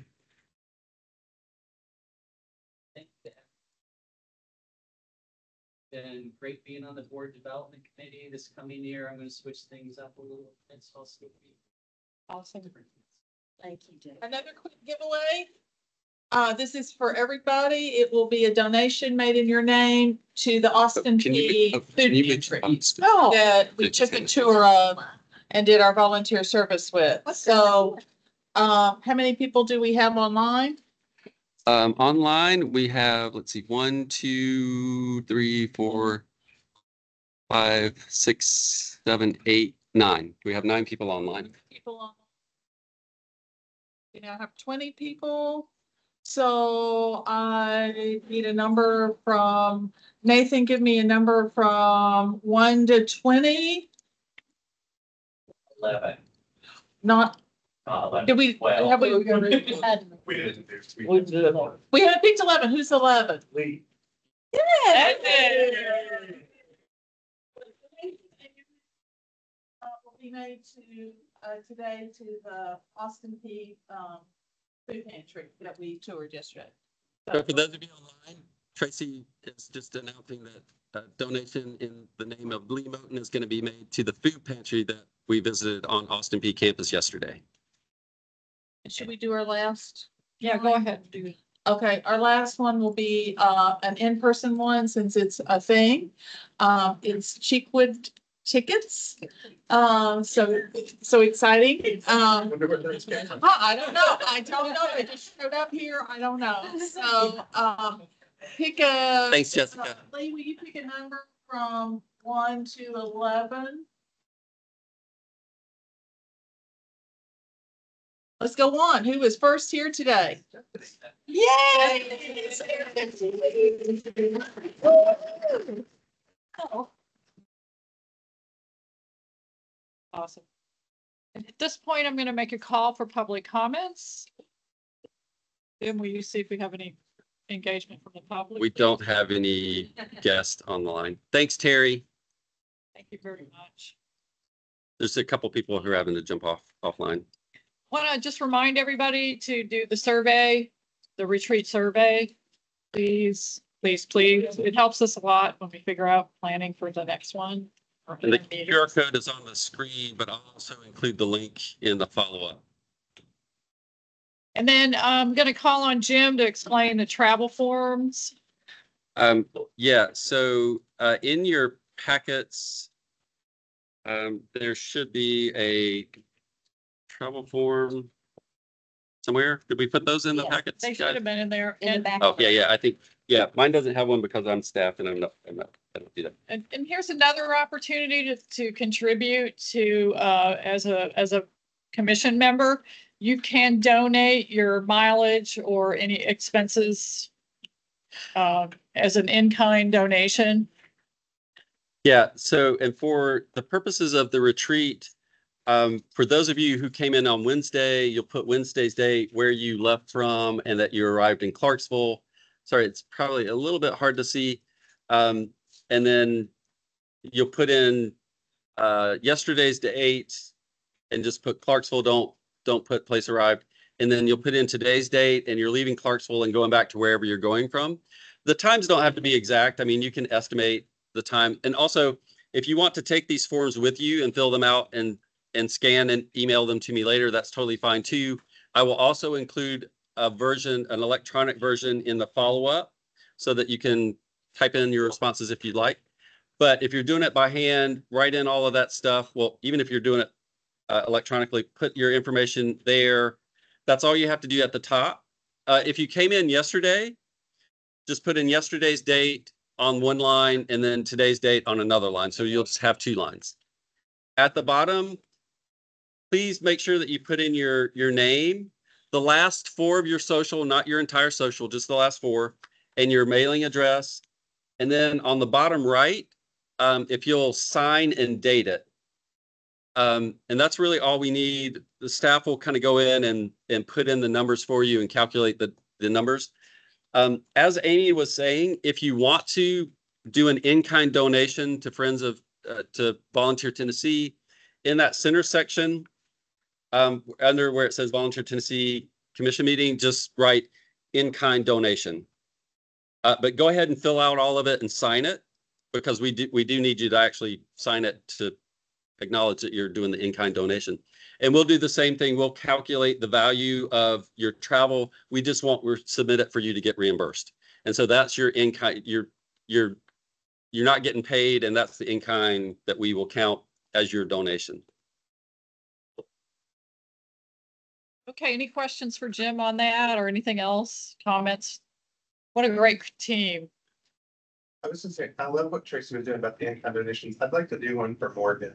who's joining your team. She was so passionate about Oh, that's awesome. Very, very nice. Yesterday, that was incredible. So yeah, that's a It looked nice. Those of you that you missed it really awesome. It was a good tour. and you should. I mean, her passion.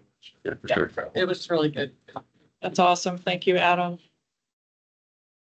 Well, I want to thank everyone and call a motion to adjourn our meeting. We got a lot done today. There's much more to do. Appreciate everybody's efforts and passion about Volunteer Tennessee and the work we're doing. Thanks. Can I have a motion to adjourn? A motion. Second. And Tracy. Tracy seconded. And that All does it. There we go. Thanks, everyone. Jason made the motion to adjourn and Tracy seconded it. And so we're adjourned.